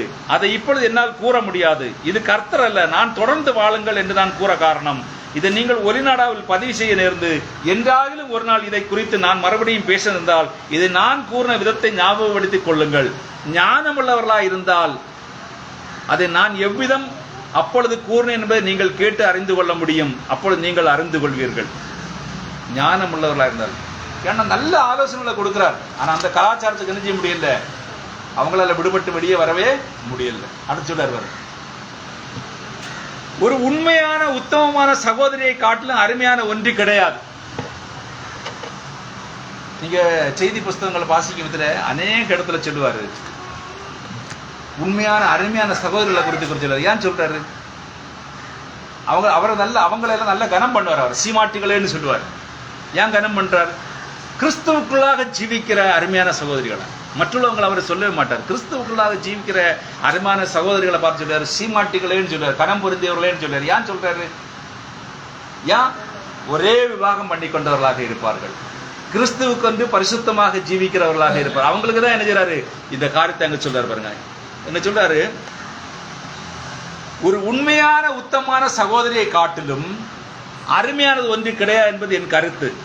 தேவன் ஒரு மனிதனுக்கு இரட்சிப்பை காட்டிலும் மேலான ஒன்றை தர முடியுமானால், பூமியில ஒரு மனுஷனுக்கு தேவன் கொடுத்துக்கிற இரட்சிப்பை காட்டிலும் இன்னும் மேலான ஒன்று தர முடியுமானால் அவர் அவனுக்கு ஒரு மனைவியை தருகிறார். பாருங்க, இரட்சிப்பை விட மேலான ஒரு ஸ்தானம் என்கிற என்னன்னா அருமையாய் கிடைக்கப்பட்ட ஒரு மனைவி. பொன்னோ வெள்ளியோ சம்பத்தோ ஆஸ்தியோ படிப்போ வேலையோ ஒன்றுமல்ல. தேவன் அவனுடைய இருதயத்தில் கொடுத்திருக்கிற அந்த ரட்சிப்பு இருக்கு தெரியுமா, அந்த ரட்சிப்பிற்கு மேன்மையான ஒரு காரியத்தை கொடுத்திருக்கிறான்னு சொன்னா பாருங்க. இன்னைக்கு நீங்க பார்த்தீர்கள் சொன்னால், நான் ரட்சிக்கப்பட்டேன், விசுவாசிகளை சொல்லல, இதுல ஊழியக்காரர்களே சொல்றேன். யார சொல்றேன்? பெந்தேகோஸ்தே ஊழியக்காரனாலும் சரிதான், ஸ்தாபன சபைகள் இருக்கிற சிஎஸ்ஏனாலும் சரி, எந்த அசம்பிளியில் இருக்கிற ஊழியக்காரன் அவங்கள சொல்றேன் பாருங்க. அவங்கள் வரை என்ன செய்யறாங்க? இன்றைக்கு தவறு செய்கிறவர்களாக இருக்கிறார்கள். அவங்க வரை என்ன செய்யறாங்க? தவறு செய்கிறவர்களாக இருக்கிறார்கள்.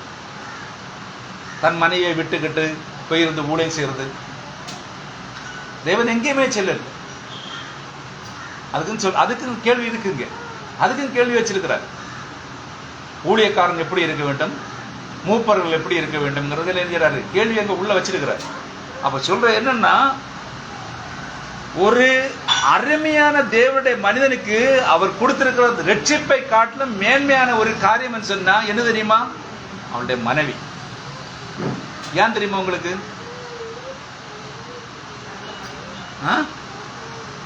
புத்தியுள்ள ஸ்திரீ புத்தி இல்லாதவளோ? இன்னும் பாருங்க, அநேக வீட்டுல நடக்கிறது என்னன்னா, இடித்து போடுற காரியங்கள் தான் நடக்கிறது தவிர கட்டுற காரியங்கள் ஒன்றுமே நடக்கவில்லை.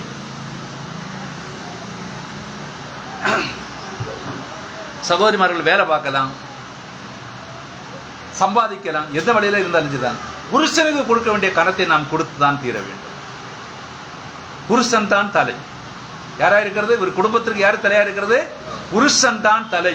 நாம புருஷன் 5000 ரூபாய் சம்பாதிச்சு நீங்கள் 5 லட்சம் ரூபாய் சம்பாதிச்சாலும் உங்களுக்கு புருஷன் தான் தலை, நீங்கள் தலை அல்ல. இந்த சூழ்நிலையானது எங்க இல்லைன்னா, இன்னைக்கு இருக்கிற சபைகள்லையும் கிடையாது, ஸ்தாபனங்கள்லையும் கிடையாது, எங்கேயுமே கிடையாது. இதை எடுத்து கூறுகிறதற்கு அங்கே இருக்கிற ஊழியக்காரர்களுக்கு முதுகெலும்பு ஸ்டாங்கு கிடையாது. என்ன கிடையாது, முதுகெலும்பு என்ன கிடையாது, ஸ்ட்ராங்கு கிடையவே கிடையாது. என்ன இருந்தாலும் ஒரு சபையானது கிறிஸ்துவுக்கு தன்னுடைய கனத்தை கொடுக்கிறது போல ஒரு சகோதரியானவள் தன் புருஷனுக்குரிய கனத்தை கொடுக்க வேண்டும். பாருங்க, ஒரு சகோதரியானவள் தன் புருஷனுக்கு கொடுக்க வேண்டிய கனத்தை கொடுக்காத ஒரே பட்சத்தினால் இந்த உலகம் முழுவதும் எதுக்குள்ள கடன் செலுத்துது? பாவத்திற்குள்ளாக கடன் செலுத்துது. புருஷனோடு இருக்க வேண்டியவள் புருஷனோடு தான் இருந்திருக்கணும். தீனாளை போல் என்ன செய்யக்கூடாது, ஊரை சுற்ற போகக்கூடாது. தீனாளை போல் ஊரை சுற்ற போன என்ன ஆச்சுது? எல்லாமே கெட்டு போய்விட்டோம். அப்ப இங்க சொல்றாரு பாருங்க, அதை காட்டிலும் சிறந்த ஒன்றை தர முடியுமானால் அவர் தந்திருப்பார். அப்படி இருக்க அவர்கள் சிலர் மனைவியை போல் நடந்து கொள்ளாமல் அவர்கள் செய்த விவாக பொருத்தனைகளை மீறுவதை காணும் போது அவ்வாறே கணவர்களும் கூட. இப்ப யார் நடக்கிறாங்க? புருஷன் மட்டும், மனைவி மட்டும் இல்ல, புருஷர்களும் இதே நிலைமை தான் சொல்றாரு தீர்க்கதரிசி. அவ்வாறே கணவன்மார்களும் கூட நீங்கள் உயிரோடு இருக்கும் வரைக்கும் ஒருவரோடு இணைக்கப்பட்டீர்கள் என்பதை ஞாபகம் கொள்ளுங்கள். என்ன சொல்றாரு? நீங்கள் ஒருவரோட ஒருவர் இருக்கு. ஒரு சங்கிலில அந்த ஒரு இது மட்டும் இருந்தா இதுக்கு அது பிரயோஜனப்படுமா? படாது. அந்த சங்கிலி கோர்வையா இருந்தா அது பிரயோஜனப்படும். அப்ப அதே போல சொல்லுங்க, என்ன சொல்றாருன்னா, தேவன் பூமியில் எதை இணைக்கிறாரோ அது பரலோகத்திலும் இணைக்கப்பட்டிருக்கிறது. பூமியில மட்டியில இணைக்கப்பட்டிருக்கிறது. எங்க இணைக்கப்பட்டிருக்கிறது? பரலோகத்திலும் இணைக்கப்பட்டிருக்கிறது. அருமையான சகோதரர், பூமியில இணைத்திருக்கிறது அசால்ட்டு தனமா வாழ்கிறதுக்கு எல்லாம் சொல்லிருக்காரு. இங்க இணைத்திருக்கிறார் என்று சொன்னால் சரியான ஒரு இணைப்பு என்கிறது எங்கே இருக்கிறது சொன்னால் அது பரலோகத்திலும் அது என்கிறது இணைக்கப்பட்டிருக்கிறது. இனி வரப்போகும் காரியங்கள் சொல்லி இருக்கிறார். அவர் இப்பொழுது அவர்கள் அதை கத்தரிக்க வேண்டுமெனில் ஏதோ ஒரு கோளாறு இருந்து தங்கள் மயிரை கத்தரித்துக்களாக வேண்டும் என்று இருந்தால், இப்ப என்ன பாத்தீங்கன்னா சபையில என்ன நடக்குது? நாங்க தான் மனவாட்டி, நாங்க தான் கர்த்தருடைய வருகையில கடந்து போவோம்னு சொன்ன பெந்தேகோஸ்தே ஸ்தாபனங்கள் எல்லாம் இன்றைக்கு சகோதரிமாரெல்லாம் எப்படி வராங்க தெரியுமா உங்களுக்கு? முடிகளை எல்லாம் நல்லா பாப் கட்டிங் பண்ணி எப்படி வராங்க? அருமையா டிஷர்ட் போட்டு பேண்ட் போட்டு எங்க வராங்க? இன்னைக்கு சபைக்கு வராங்க. ஒரு காலத்துல என்ன செய்றாங்க? பேண்ட் போடக்கூடாது, டிஷர்ட் போடக்கூடாது, டீ வச்சிடக்கூடாது, தலைமுடியை கத்திரிக்க கூடாது என்று சொன்ன இந்த ஊழியக்காரர்கள் எல்லாரும் இன்றைக்கு என்ன அனுமதி கொடுத்திருக்கிறார்கள்? இவை எல்லாம் அங்கே அனுமதி. என்ன சகோதரி பாருங்க, அழகா பாப் கட் பண்ணிட்டு எங்க போறாங்க? சபைக்கு போறாங்க. ஆனா ஊழிய வேதம் என்னது? எந்த ஒரு சகோதரியும் என்ன செய்யக்கூடாது? தலைமுடி என்ன செய்யக்கூடாது? கத்தரிக்க கூடாது. இங்க சொல்றாரு பாருங்க, ஒரு சவரன் கத்தியை எடுத்து முழுவதுமாக மொட்டையடித்து பிறகு அவளுடைய மயிரை வளவளப்பாக செய்யுங்கள் என்றார். நீ அவ்வழியாக வருவது சிறந்ததாகும். அது சரி, வேத வாக்கியம் அதைத்தான் கூறுகிறது. வேதமா தான் சொல்லுதான். முடிய கத்தரிக்கணும்னா என்ன செய்யாது? மொத்தத்தில் என்ன செய்யுது? மலித்து விட்டு நீ சபைக்கும். அவள் தன் மயிரை கத்தரித்து தன் புருஷனை கனவீனப்படுத்துகிறாள். மயிரை கத்தரிக்கிறது யார? புருஷனை கனவுதா? புருஷனை கனவீனப்படுத்துகிறாள். கனவீனமான ஒரு ஸ்திரியை சட்டப்பூர்வமாக விவாரம் செய்து தள்ளிவிடலாம். புருஷனை கனவீனப்படுத்தும் பொழுது என்ன செய்யலாம்னா மனைவி அவன் தள்ளிவிடுறதுக்கு என்னதுக்கு உரிமை இருக்கிறது. தள்ளிவிடலாம், விவாகரத்து செய்து தள்ளிவிடலாம் என்று கூறுவது. ஆனால் இப்பொழுது அவன் திரும்ப விவாகம் செய்யக்கூடாது. இப்ப அவன் தள்ளி விட்டான்னா என்ன செய்யக்கூடாது? திரும்ப கல்யாணம் பண்ணக்கூடாது. அவளும் கல்யாணம் பண்ணக்கூடாது. அப்படிதான் இருக்கும். என்ன சொல்றாரு? அவனும் கல்யாணம் பண்ணக்கூடாது, அவளும் கல்யாணம் பண்ணக்கூடாது. இங்க ஸ்திரீ தன் தலைமுடியை கட்டு பண்ணும்போது என்ன ஆகுது? ஆண்மை தன்மை அங்க அவளுக்கு நிறுது, ஆண் தத்துவம் இது அங்கு ஏறெடுக்கப்படுகிறது. ஏன்னா புருஷனானவன் நிறுகிறான், கீழே போகிறதுக்குள்ள நிலைமையில கடந்து செல்கிறான். அதான் சொல்றாரு பாருங்க, நாம் மனைவியை தெரிந்து கொள்ளுதல் என்பது, அதாவது ஒரு மனிதன் அவ்வாறு செய்வது மிகவும் கருத்தாய் செய்யப்பட வேண்டிய விவகாரம். ஏனெனில் மரணம் நம்மை பிரிக்கும் அளவும் என்று ஆணையிடப்படுகின்றது. என்னது பாடப்பட்டிருக்கிறது? மரணம் நம்மை பிரிக்கும் அளவும் என்று ஆணையிடப்படுகிறது. அந்த ஆணையை நாம் காத்துக் கொள்ள வேண்டும். என்ன? அந்த ஆணையை நாம் என்ன செய்யணும்? முதல்ல ஒரு கல்யாணம் பண்ணும் பொழுது மரணம் நம்மை பிரிக்கும் அளவும் என்று நம்ம ஆணையிட்டு கொடுக்கும் பொழுது அந்த ஆணையை நாம் என்ன செய்யணும்? காத்துக் கொள்ள வேண்டும். மரணம் மாத்திரமே உன்னை பிரிக்க முடியும் என்று நீ தேவனுடைய சந்நிதியில் ஆணையிடுகின்றாய். யாதோ ஒரு ஸ்தாபனத்தில் கல்யாணம் பண்ணாலும் சரிதான். என்ன நடக்கிறது? மரணம் உன்னை பிரிக்கும் வரைக்கும் என்று நீ எங்க ஆணையிடுகிறாய்? யாருக்கு சமூகத்தில் ஆணையிடுகிறாய்? தேவனுடைய சமூகத்தில் நீ ஆணையிடுகிறாய். நான் நினைக்கிறேன் எதிர்காலத்தை திட்டமிடும் புத்தி சுவாதீனம் உள்ள ஒரு மனிதன் மிகவும் கவனமாக தன் மனைவியை தெரிந்து கொள்ள வேண்டியவனாக இருக்கிறான். பாருங்க, இன்னைக்கு ஒரு சகோதரன் ஒரு சகோதரி விவாதம் பண்ணணும்னா என்ன தேவைப்படுது? என்ன தேவைப்படுகிறது? ரொம்ப சிந்திக்கிறது மாத்திரம் அல்ல, அதுக்கு வேற காரியங்கள்லாம் பின்னாடி சொல்றாரு. பாருங்க, அந்த விவகாரத்தில் என்ன அந்த விவகாரத்தில் நீங்கள் என்ன செய்கிறீர்கள் என்பதை குறித்து மிகவும் ஜாக்கிரதையா இருங்கள். அவ்வாறே கணவனை தெரிந்து கொள்ளும் ஒரு பெண்ணும் ஒருவரை கணவனாக ஏற்றுக்கொள்ள சம்மதிக்கும் ஒரு பெண் அவள் என்ன செய்கிறாள் என்பதை குறித்து மிகவும் கவனமாக இருக்க வேண்டும். முக்கியமாக இந்த நாட்களில் ஒரு மனிதன் தன் மனைவியை தெரிந்து கொள்வதற்கு முன்பு நன்கு ஆலோசித்து ஜெபம் செய்ய வேண்டும் என்று சொல்றார். அப்போ ஒரு ஆண்மகனும் ஜெபம் செய்ய வேண்டியவனாக இருக்கிறான், ஒரு சகோதரியும் ஜெபம் பண்ண வேண்டியவளாக இருக்கிறான். எதுக்கு வேண்டி? வரப்போகிற புருஷன் எனக்கு உகந்தவனா என்பது யாரு ஜெபம் பண்ணணும்? சகோதரியும் ஜெபம் பண்ணணும். வரப்போகிற மனைவியானவள் எனக்கு உகந்தவளான்னு யாரு? சகோதரனும் ஜெபம் பண்ண வேண்டும். அதனால அந்த ஜெபம் பண்ணி தேவன் இணைத்ததை மனுஷன் என்ன செய்யக்கூடாது? பிரிக்க முடியாது. நீங்கள் ஜெபம் பண்ணும் பொழுது ஆதாமுக்குள் தேவன் எந்த விலா எலும்பை வெளியே எடுத்தாரோ அந்த விலா எலும்பு எங்கு இருக்கிறதோ அது சரியாக வந்து பொருந்தும். ஜெபம் பண்ணாமல் நீங்கள் என்ன செய்றீங்க? நீங்க திருமணம் பண்ணி எடுக்கப்பட்ட எலும்பல்ல வந்து சேர்ந்திருக்கிறது. வேற ஏதாவது ஒன்று அங்க வந்து சேரும் பொழுது என்ன நடக்கிறன்னா, வீட்டில் என்ன நடக்கும்? முதல்ல சண்டை நடக்கும், சச்சரவு நடக்கும், எந்த மறுபடி ஆன்சர்களும் சரி இருக்காது, பிரச்சனைகள் முத்தும். கடைசியில் எங்க போய் நிற்பாங்க? விவாகரத்துக்காக போய் நிற்பார்கள். அப்போ அதற்காக தான் தீர்க்கதரிசின்னு சொல்கிறார், நல்ல அருமையான பெற்றோர்களும் தன்னுடைய பிள்ளைகளுக்கு அதை தான் சொல்லிக் கொடுக்கணும். என்ன சொல்லிக் கொடுக்கணும் சொன்னால், நீங்கள் ஜெபம் பண்ணுங்க. உங்களுடைய வாழ்க்கையின் காரியங்களுக்காக நீங்க என்ன செய்யணும்? ஜெபம் பண்ண வேண்டியவளாக இருக்கிறது. நீங்க யாரிடத்துல ஜெபம் பண்ணணும்? தேவனிடத்தில் ஜெபம் பண்ணுங்கள். தேவனே, எனக்கு உகந்த பாத்திரம் எது என்று. அதான் சொல்றாரு பாருங்க. அடுத்து சொல்றாரு, விவாகமும் விவாகரத்து என்பதன் பேரில் வேறு சில மேற்கோள்கள். சரி, விவாகமும் விவாகரத்து விஷயத்தில் என்ன நடந்தது என்று பார்த்தீர்களா? 7 முத்திரைகள் திறக்கப்பட்ட போது அது உண்மையான சத்தியம் வெளிப்பட்டது. கிறிஸ்துவின் மணவாட்டியின் காணக்கூடாத இணைப்பு சொல்றாரு. 1 கொரிந்தியர் 7ஆம் அதிகாரம் 15ஆம் வசனம். இப்பொழுது அவர்கள் கேட்டுள்ள கேள்வி, சகோதரன் பிரன்காம் ஒரு சகோதரியோ அல்லது ஒரு சகோதரனோ மறுபடியுமாக விவாகம் செய்து கொள்ள தடையில்லை என்று இது குறிப்பிடுகிறதா? அந்த வசனத்தை வாசிங்க சார். அவிசுவாசி பிரிந்து போனால் பிரிந்து போகட்டும். இப்படிப்பட்ட விஷயத்தில் சகோதரனாவது சகோதரியாவது அடிமைப்பட்டவர்கள் அல்ல, சமாதானமா இருக்கும்படிக்கே தேவன் நம்மை அழைத்திருக்கிறார். பாருங்க, பிரிந்து போனால் பிரிந்து போகட்டும். எதுக்கு சொல்லி இருக்காரு? சமாதானமா இருக்கும்படியே தேவன் நம்மை அழைத்திருக்கிறார். அவர் பாருங்கள், இவர் என்ன கூறுகிறார் என்றும் மற்றும் இவருடைய கேள்வியை நீங்கள் புரிந்து கொள்ளவில்லை. அவர்கள் விவாகம் செய்ய முடியாது.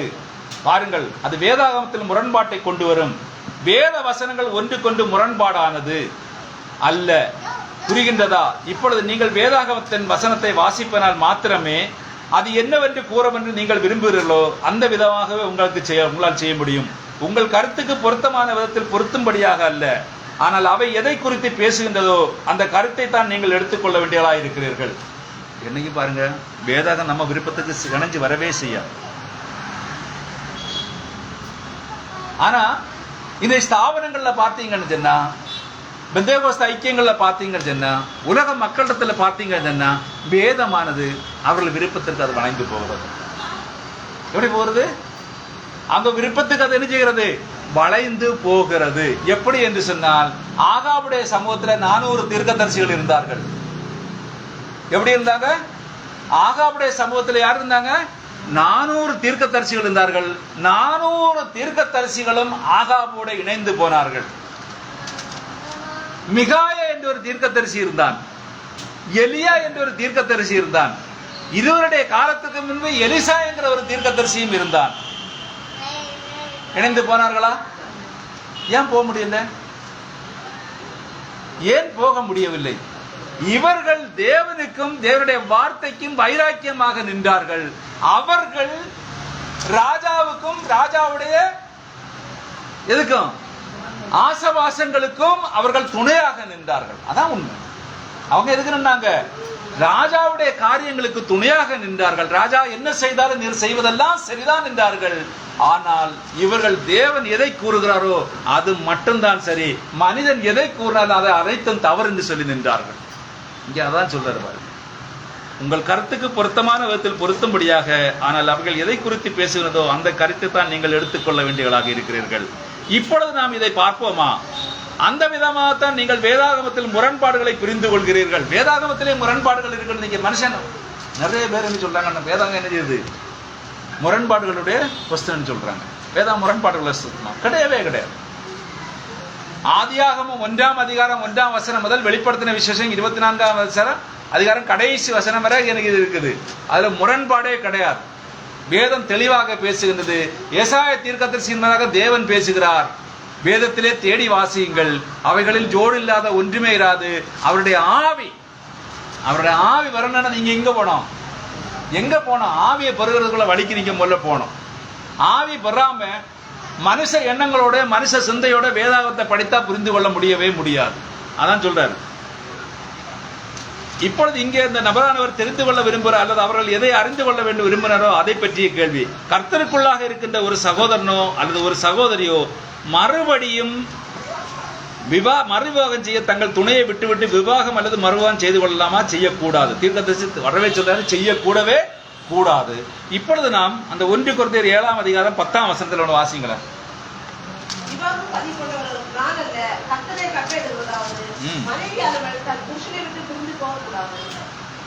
அடுத்த வசனம் கூட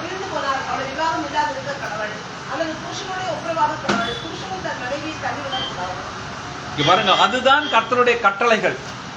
என்ன சொல்றாரு?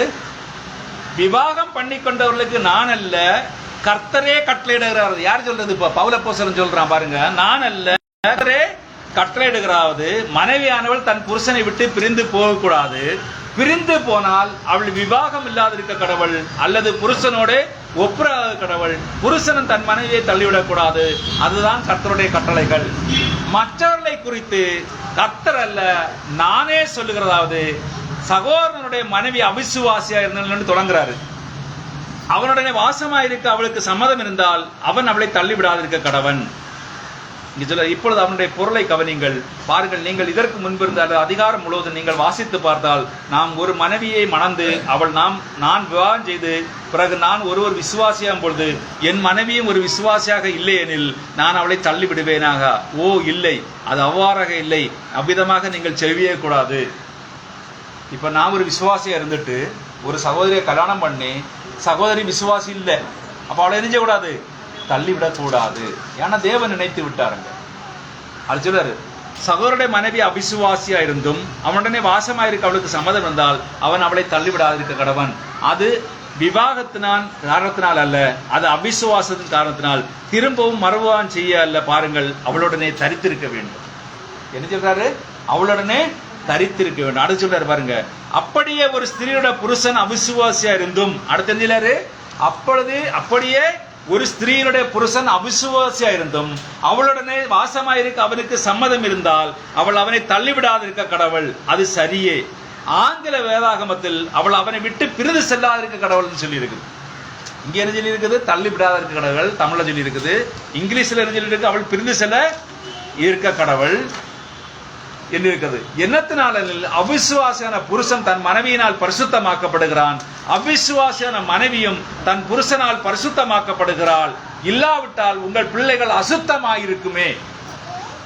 என்னாகும்? பிள்ளை என்ன இருக்கும்? அசுத்தமாயிருக்குமே. இப்பொழுதோ அவைகள் எப்படி இருக்கிறது? பரிசுத்தமாக இருக்கிறது. பாருங்க, விசுவாசமான புருஷன் விசுவாசியான மனைவி இணைந்துட்டாங்க. அங்க என்ன வருது? அந்த பிள்ளை எப்படி இருக்கிறது? அது பரிசுத்தமா தான் இருக்குது. புருஷன் விசுவாசி, மனைவி அவிசுவாசி. பிள்ளைகள் எப்படி இருக்குது? பரிசுத்தமாக தான் இருக்குது. அதான் சொல்றது. மேலும் விசுவாசி பிரிந்து போனால் பிரிந்து போகட்டும். இப்பொழுது அந்த அவிசுவாசி இனிமேல் உன்னோடு நான் வாழப்போவதில்லை, நீ ஒரு கிறிஸ்தவனாகிவிட்டாய் என்று கூறினால், ஒரு மனிதன் தன்னுடைய மனைவியிடம் நீ ரட்சிக்கப்பட்டு ஒரு காலத்தில் நாம் இருந்த உலகத்தை விட்டு நீ வெளியே செல்ல போதால் நான் உன்னை விட்டு பிரிந்து செல்ல போறேன் என்று கூறுவானால் அதை குறித்து உன்னால் ஒன்றுமே செய்ய முடியாது. அவன் பிரிந்து செல்லட்டும். இப்போ ஒரு புருஷன் ஒரு மனைவி இவன் சபைக்கு போய் சத்தியத்தை அறிந்து ஆண்டவராக இயேசு கிறிஸ்துவை ஏற்றுக்கொண்ட பின்பு அந்த புருஷன் சொல்ல நான் இவனோட வாழ விரும்பவே இல்லை, நான் என்ன செய்றேன், நான் தனியே போறேன்னா அவன் பிரிந்து செல்லட்டும். அதான் சொல்ல, நான் போனால் பிரிந்து செல்லட்டும், ஒன்றுமே செய்ய முடியாது. அல்லது அந்த பெண் தன்னுடைய கணவனிடம் நான் அந்த உருளும் பரிசுத்த கூட்டத்துக்கு வரமாட்டேன். இப்போ அந்த பொண்ணு சொல்றா, நீ போற பெந்தேகோஸ்தே கூட்டத்துக்கோ நீ போற கிறிஸ்தவ ஆராதனைக்கோ நான் வரமாட்டேன், நான் அதில் சேர மாட்டேன், நான் அதில் ஒன்றுமே செய்ய மாட்டேன், நான் உங்களை விட்டு பிரிந்து சென்று விடுறேன் என்று கூறுவானால் நீ சபையை விட்டு விடாது, அவள் பிரிந்து செல்ல விட்டு விடு. அவன்கிட்ட என்ன சொல்றாரு, நீ எங்க போ, திரும்ப தேவனுடைய சரீரமாகி அந்த சபைக்குள்ள நீ கடந்து போய் ஐக்கியப்பட்டுரு, அவள் போகட்டும், அவள் என்ன செய்யட்டும், அவள் போகட்டும் சொல்றாரு. இந்த விதமான ஒரு விஷயத்தில் ஒரு சகோதரனோ அல்லது ஒரு சகோதரி அடிமைப்பட்டவர்கள் அல்ல. அது என்னத்தினானில் உங்களுடைய துணை அதற்காக உங்களை தள்ளி போட்டு பிரிந்து போக விரும்புவது நீங்கள் இன்னுமாக அவர்களை பற்றி கொடுக்க வேண்டிய அவசியம் இல்லை. அவர்கள் உங்களை விட்டு பிரிந்து போக விரும்புவது கிறிஸ்துவின் காரணமாக உங்களை அவர்கள் விட்டுவிடப் போகிறார்கள் என்றால் அவர்கள் செல்லும்படி விட்டுவிடுங்கள், ஆனால் நீங்கள் மறு விவாகம் செய்து கொள்ளக்கூடாது. என்ன சொல்றாரு, அவங்க போறவங்கள போக விட்டுருங்க, ஆனா என்ன செய்யக்கூடாது, என்ன செய்யக்கூடாது. இங்க ஒரு பாயிண்ட் சொன்னார் தெரியுமா, என்ன பாயிண்ட் தெரியுமா, கிறிஸ்துவின் நிமித்தம். எதன் நிமித்தம், கிறிஸ்துவின் நிமித்தம் அவர்கள் உங்களை விட்டு பிரிந்து செல்கிறார்கள் சொன்னால் அவர்கள் பிரிந்து போகட்டும், ஆனால் நீ யாரை விட்டுவிடக்கூடாது, கிறிஸ்துவை விட்டு விடக்கூடாது. அதுக்கு சொல்றாரு பாருங்க. ஆனால் சமாதானமாயிருக்கும்படியே தேவன் நம்மை அழைத்திருக்கிறார். பாருங்கள், இப்பொழுது நீங்கள் திரும்பவும் மறுவிவாகம் செய்து கொள்ளலாம் என்றல்ல, அவன் ஏற்கனவே அதை கூறிவிட்டான். ஆனால் நீங்களோ ஒரு அவிசுவாசிக்கின்ற புருஷனோ அல்லது அவிசுவாசிக்கின்ற மனைவியோ அவர்களுக்கு வாழ விருப்பம் என்றால் நீங்கள் அவர்களுடன் வாழ வேண்டியதில்லை, அவசியம் இல்லை. என்ன சொல்றாரு, வாழ வேண்டிய அவசியமே அங்கே இல்லவே இல்லை. அவர்கள் உங்களுடன் வாழ விரும்பி பாருங்கள், நீங்கள் சபைக்கு செல், அங்கே செல்ல நீங்கள் விரும்பினால் அது ஒரு காரியம், உங்கள் சபைக்கு நீங்கள் செல்ல விரும்பினால் நீ செல். என்னை பொறுத்தவரையில் நான் அதை விசுவாசிப்பதில்லை. மேலும் நான் உங்களுக்கு எதை வேண்டுமானாலும் செய்வேன், நான் உங்களுடைய வழியில் குறுக்கே நிற்க மாட்டேன், நீ சபைக்கு செல் என்று கூறுவார்களானால் அப்பொழுது நீங்கள் அப்படியே வாழ வேண்டும். ஏனெனில் உங்களுடைய பரிசுத்தமாக்கப்பட்ட ஜீவியம் அந்த விசுவாசியை பரிசுத்தப்படுத்தி அவர்கள் விசுவாசிக்கும்படி செய்யும். மனிதனோ அல்லது ஸ்திரியோ அது இரண்டு பக்கங்களிலும் பாருங்கள் ஒன்று போலதான். கணவனானாலும் சரிதான், மனைவியானாலும் சரிதான், என்னது சபைக்கு போறவங்களும் என்ன செய்யணும், போறதுல போங்க, அதனால எந்த வித தடையும் இல்லை, பிரச்சனையே இல்லைன்னு சொல்றாரு. ஆனால் சகோதரன் பிரன்காம், நான் விவாகம் செய்து கொண்டேன், என்னுடைய மனைவி ஒரு அவிசுவாசியா இருக்கிறாள். அடுத்த ஒரு கேள்வி அதில் சொல்றாரு பாருங்க. ஆனால் நான் விவாகம் செய்யத்தக்க ஒரு சகோதரி இங்கே இருக்கின்றார்கள், நான் இந்த பெண்ணை விட்டுவிட்டு அந்த பெண்ணை விவாகம் செய்ய போறேன் என்று கூறலாமா? என்ன சொல்றாரு, இப்ப ரெண்டு பேருமே என்ன செய்யறாங்க, சபைக்கு, அவன் சபைக்கு போறவன், சபைக்கு போற என்ன செய்யிருக்கிறான், இவர் கல்யாணத்தை பண்ணி என்ன செய்யிருக்கிறான், அவிசுவாசியான ஒரு மனைவி அவனுக்கு இருக்கிறான். இப்ப இவன் போற சபையில என்ன இருக்கிறது, அங்க ஒரு பிள்ளை இருக்குது. இப்ப அவளை தள்ளி விட்டுட்டு இவளை திருமணம் பண்ணலாமான்னு அவன் கேள்வி கேட்கிறான். அதுக்கு என்ன சொல்றாரு அவரு, இல்லை, எந்த காரணம் கொண்டு நிச்சயமாக கூடாது. இது பௌதப்போசனங்க எழுதியிருக்கிறான் நிருபங்கள்ல பாருங்க. மரணம் உங்களை பிரிக்கும் வரைக்கும் என்றுதான் உங்களுடைய வாக்கை நீங்கள் அளித்திருக்கிறீர்கள். முதல்ல கல்யாணம் பண்ணமே என்ன இருக்கிறீங்க, மரணம் உங்களை பிரிக்கும் வரைக்கும் தான் என்று உங்களுடைய வாக்கை நீங்கள் அளித்திருக்கிறீர்கள். உங்கள் வாழ்க்கை துணை மரிக்கும் வரைக்கும் நீங்கள் மறுவிவாகம் செய்து கொள்ள உங்களுக்கு அனுமதி ஒன்றும் இந்த உலகத்தில் கிடையாது. நீ ஒரு பெண்ணை ஆசைப்பட்டாலும் உனக்கு மனைவி இருக்கிற காலம் வரைக்கும் மறுவிவாகம் பண்றதுக்கு என்ன கிடையாது, வேதத்துல என்ன இல்லை, உலகத்துல என்ன இல்லை, அனுமதி கிடையவே கிடையாது. அது சரி, இருக்கின்ற ஒரே அடிப்படை வாழ்க்கை துணை மரித்தால் தவிர மறுவிவாகம் செய்து கொள்வது என்பது எங்குமே கிடையாது. அவ்வளவுதான். என்ன சொல்றாரு, இருக்கின்ற துணையானது மரிக்காத வரைக்கும் அவன் இல்லை, சுதந்திரமா மாற முடியவே முடியாது. கிறிஸ்துவுக்குள் அன்பானவர்கள், கிறிஸ்தவ சமுதாயத்தில் இன்றைக்கு நீங்க பார்த்தீங்கன்னா இருக்கின்ற நிறைய பிரச்சனைகளுக்கு காரணம் என்னன்னு சொன்னா என்னது, சரியான உபதேசங்களும் சரியான கருத்துக்களும் இல்லாத காரணங்களால் தான் குடும்பத்தில் இன்னைக்கு என்ன இருக்குன்னா பாருங்க, அநேக பிரச்சனைகளும் அநேக காரியங்களும் தலை தூக்கி நிமிர்ந்து நின்று என்ன கடந்து போகிறது. இன்னைக்கு விவாகமும் விவாகரத்துக்கு என்ன செய்து கடந்து போயிட்டே இருக்கிறது. அது குறிப்பாக இந்தியாவில் நீங்க எடுத்து பார்த்தா கன்னியாகுமரி மாவட்டத்தில் இது அதிகமா இருக்கிறது. கன்னியாகுமரி மாவட்டத்தில் என்ன இருக்கிறன்னா அதிகமா இருக்கிறன்னா அதிகமான படித்த பிள்ளைகள், அதிகமான படித்த பெற்றோர்கள், ஆனா எதுல அவங்க இணையல? அவங்க குடும்ப வாழ்க்கையில் இணைந்திருக்கிறார்கள். கிறிஸ்தவ அன்பு அவர்களுக்குள்ள இல்லை. என்ன இல்லை? கிறிஸ்தவ அன்பானது அங்கு இல்லாத ஒரே காரணத்தினால்தான் தான் இந்த பிரச்சனையானது என்ன இருக்கிறது, தலை தூக்கி அங்கு நிமிர்ந்து நிற்கிறது. அன்பு என்ன செய்யும்? அன்பு சகலத்தையும் தாங்கும், சகலத்தையும் சகிக்கும், சகலத்துக்கு என்னையும் விட்டு கொடுக்கும். கர்த்தர் தாமே உங்களை ஆசீர்வதிப்பாராக. மீதி உள்ள காரியங்களை நாம் அடுத்த வாரம் பார்ப்போம். ஜெபத்துக்குள்ள நான் கடைசி ஜெபி. ஸ்தோத்திரம் நல்ல தகப்பனே, நன்றியோடு உம்மை துதிக்கிறோம், ஸ்தோத்தரிக்கிறோம் ஆண்டவரே.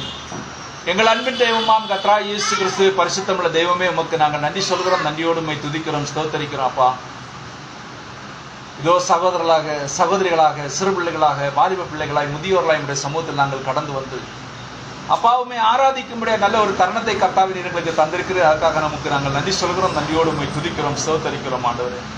உன்னதமான தேவனுடைய மகத்துவமான கிருபைகளுக்காகவும் இரக்கங்களுக்காக அன்பிற்காகவும் வழிநடத்தலுக்காக நாங்கள் நன்றி சொல்லுகிறோம் ஆண்டவரே. இந்த நாள் துதி ஆண்டவரை பாடல்கள் மூலம், துதிகள் மூலம், ஸ்தோத்திரங்கள் மூலம், சங்கீதங்கள் மூலம், பிள்ளைகள் தின வசனங்கள் மூலம், காணிக்கை மூலம், ஆண்டவரை சாட்சிகள் மூலம், அருமையான தேவ செய்தி ஆண்டவரை விவாகமும் விவாகரத்தும் தன் சமூகத்தில் நடைபெறுகின்ற ஒரு காரியங்களை குறித்து தீர்க்கதரிசி கொடுத்திருக்கிற ஆண்டவரை குறிப்புகள் மூலமாக இந்த நாளில் ஆண்டவரை எடுத்து பேச கர்த்தர் தந்த மகத்தான கிருபைகளுக்காக நன்றியோடு உம்மை துதிக்கிறோம், ஸ்தோத்தரிக்கிறோம் ஆண்டவரை. இந்த உலகமானது ஆண்டவர் இன்றைக்கு ஒரு சோதம் கோமாரை விட மிகவும் சீரழிந்த பாதையில் கடந்து போயிட்டிருக்கின்ற வேளையிலும் கர்த்தாவே தம்முடைய பிள்ளைகள் தம்முடைய மணவாளனாகிய கிறிஸ்துவுக்கு உண்மையும் உத்தவமாய் ஜீவிக்கிறது போல அவர்களுடைய குடும்ப வாழ்க்கையில் உண்மையும் உத்தவமாய் கிறிஸ்துவுக்கு என்று பிரியமான ஜீவிதத்தை ஜீவிக்க கர்த்தர் கொடுத்த மகத்தான கிருபைகளுக்காக நாங்கள் நன்றி சொல்கிறோம், நன்றியோடு உம்மை துதிக்கிறோம், ஸ்தோத்தரிக்கிறோம் ஆண்டவரே. இனி நானல்ல கிறிஸ்துவே எனக்குள் ஜீவிக்கிறார் என்று பவுலப்போஸ்தலன் சின்னவள் தகப்பனே, வறுமையான சகோதரமார்களும் சகோதரிமார்களும் ஆண்டவராய் இயேசு கிறிஸ்துவின் நல் நாமத்திற்கு மகிமை சாட்சியமாய் நீர் எடுத்து வழிநடத்தி வருகிறீரே, உமக்கு நாங்கள் நன்றி சொல்கிறோம், நன்றியோடு உம்மை துதிக்கிறோம், ஸ்தோத்தரிக்கிறோம் ஆண்டவரே. அப்பா, இந்த நாளில் பார்க்கும் பொழுது ஆண்டவரே, கிறிஸ்தவர்கள் என்று சொல்கிற இந்த உலகத்திற்குள்ளே ஆண்டவரை முதுகலும் இல்லாமல் தன்னுடைய சபை விசுவாச மக்களுக்கு சரியான காரியங்களை எடுத்து போதிக்காமல் ஆண்டவராய் இயேசு கிறிஸ்து அவருடைய மனம் போன போக்கிலே ஆண்டவரே அவர்கள் இச்சைகளின் பாடி வாழ்கின்ற ஆண்டவரை அநேக பெற்றோர்களால் ஆண்டவராய் இயேசு கிறிஸ்தவ சமுதாயம் இந்த நாட்களில் சீரழிந்து போய் காணப்படுகிறபடியால் தாம் தெரிந்து கொண்ட ஜீவனுள்ள வித்துக்கள் உலக தோற்றத்துக்குன்னே கிறிஸ்து இயேசுக்களாக தெரிந்து கொள்ளப்பட்ட ஆண்டவரை உண்மையான வித்துக்கள் கிறிஸ்துவுக்கு பிரியமாக ஜீவிக்கிற அந்த ஜீவிதத்தை ஆண்டவரை ஜீவித்து உலக வாழ்க்கையிலும் ஆண்டவராய் இயேசு கிறிஸ்து நல் நாமத்திற்கு மகிமையுமாய் ஜீவிக்க கர்த்தர் கொடுத்த மகத்தான கிருபைகளுக்காக நாங்கள் உமக்கு நன்றி சொல்கிறோம், நன்றியோடு உம்மை துதிக்கிறோம், ஸ்தோத்தரிக்கிறோம் ஆண்டவரே. இந்த நாளிலும் ஆண்டவராய் இயேசு கிறிஸ்து அருமையான சகோதரமார்கள் சகோதரிமார்கள் அவருடைய குடும்பங்களையும் பெற்றோர்களையும் உடன்பிறப்புகளையும் பிள்ளைகளையும் உடைய கருத்தில் நாங்கள் கொஞ்சம் செபிக்கிறோம். அப்பா, எங்கள் ஐக்கியத்திலிருந்து வெளிநாடுகளிலும் வெளி மாவட்டங்களிலும் வெளி தேசங்களிலும் வாழ்ந்து கொண்டிருக்கிற ஒவ்வொரு தேவனுடைய பிள்ளைகளுக்காக நாங்கள் நன்றியோடு உம்மை துதிக்கிறோம், ஸ்தோத்தரிக்கிறோம் ஆண்டவரே. உலகம் முழுவதிலும் கர்த்தராகிய இயேசு கிறிஸ்துவின் பரிசுத்தமுள்ள நாமத்தை தொழுது கொண்டு உம்முடைய வருகை ஜீவிக்கிற அருமையான தேவ பிள்ளைகளுக்காக நாங்கள் நன்றியோடு உம்மை துதிக்கிறோம், ஸ்தோத்தரிக்கிறோம் ஆண்டவரே. இந்த நாளிலும் எங்கள் இந்தியா தேசத்திற்காக செபிக்கிறோம், எங்கள் தமிழ்நாட்டிற்காக செபிக்கிறோம், எங்கள் கன்னியாகுமரி மாவட்டத்திற்காக செபிக்கிறோம், இந்த கண்கள் பட்டத்துக்காக செபிக்கிறோம், நாங்கள் வாழுகின்ற ஒவ்வொரு கிராமங்களுக்காக ஆண்டவரை நாங்கள் செபிக்கிறோம். அப்பா, கர்த்தர் தாமே இரக்கம் பாராட்டும்படியாக செபிக்கிறோம் ஆண்டவரே. இந்த நாளிலும் எங்கள் ஐக்கியத்தில் பலவீனமாயிருக்கிற ஒவ்வொரு தேவனுடைய பிள்ளைகளையும் சத்துவமற்றிருக்கிற ஒவ்வொரு தேவனுடைய பிள்ளைகளும் நோயின் பிடியில் சிக்கி தவிக்கின்ற ஒவ்வொரு தேவனுடைய பிள்ளைகளும் கர்த்தாவினுடைய கருத்தில் நாங்கள் தந்து செபிக்கிறோம். நீர் வார்த்தையை அனுப்பி சுகப்படுத்துகிற தேவன். ஆம் கர்த்தாவே, உம்முடைய வார்த்தை ஆண்டவரே ஹல்லேலூயா சகல காரியங்களிலும் சகல கட்டுகளிலும் கர்த்தாவே விடுதலை கொடுத்து ஒரு ஆண்டவரே கிறிஸ்துவுக்குள் ஒரு பரிபூர்ணமான விடுதலை கொடுத்து வழிநடத்துடன் ஒவ்வொரு தேவனுடைய பிள்ளைகளையும் கர்த்தர் பொறுப்படுத்திக் கொள்ளும்படியாக செபிக்கிறோம். இந்த நாளிலிருந்து அருமையான சபை கொடுதலுக்காக நாங்கள் உமக்கு நன்றி சொல்கிறோம். மீண்டும் உடைய சமூகத்தில் நாங்கள் கடந்து வரும்படி உம்முடைய ஆவியானவர் எங்களை செவ்வையான வழியில் வழிநடத்தும்படியாய் எங்கள் மீட்பர் ரட்சகருமாகிய இயேசு நாமத்தில் ஆமென். என் ஆத்துமாவே கர்த்தரை ஸ்தோத்திரி, என் முழு உள்ளமுடைய பரிசுத்த நாமத்தை ஸ்தோத்திரி. என் ஆத்துமாவே கர்த்தரை ஸ்தோத்திரி, கர்த்தர் செய்த சகல உபகாரங்களை மறவாதே. ஆமென். யாவரையும் ஹல்லேலூயா ஹல்லேலூயா ஹல்லேலூயா ஹல்லேலூயா ஹல்லேலூயா ஹல்லேலூயா ஹல்லேலூயா ஹல்லேலூயா ஹல்லேலூயா ஹல்லேலூயா ஹல்லேலூயா ஹல்லேலூயா. நன்றி இயேசுவே, நன்றி இயேசுவே, நன்றி இயேசுவே, நன்றி இயேசுவே. ஹல்லேலூயா ஹல்லேலூயா ஹல்லேலூயா ஹல்லேலூயா. ஆசீர்வாதம் நம்முடைய கர்த்தராகிய இயேசு கிறிஸ்துவின் கிருபையும் இரக்கம் சமாதானமும் அன்பும் அவர் வருகை மட்டும் நாம் அனைவரோடும் கூட இருப்பதாக. ஆமென். அல்லேலூயா. Praise the Lord Jesus. Praise the Lord.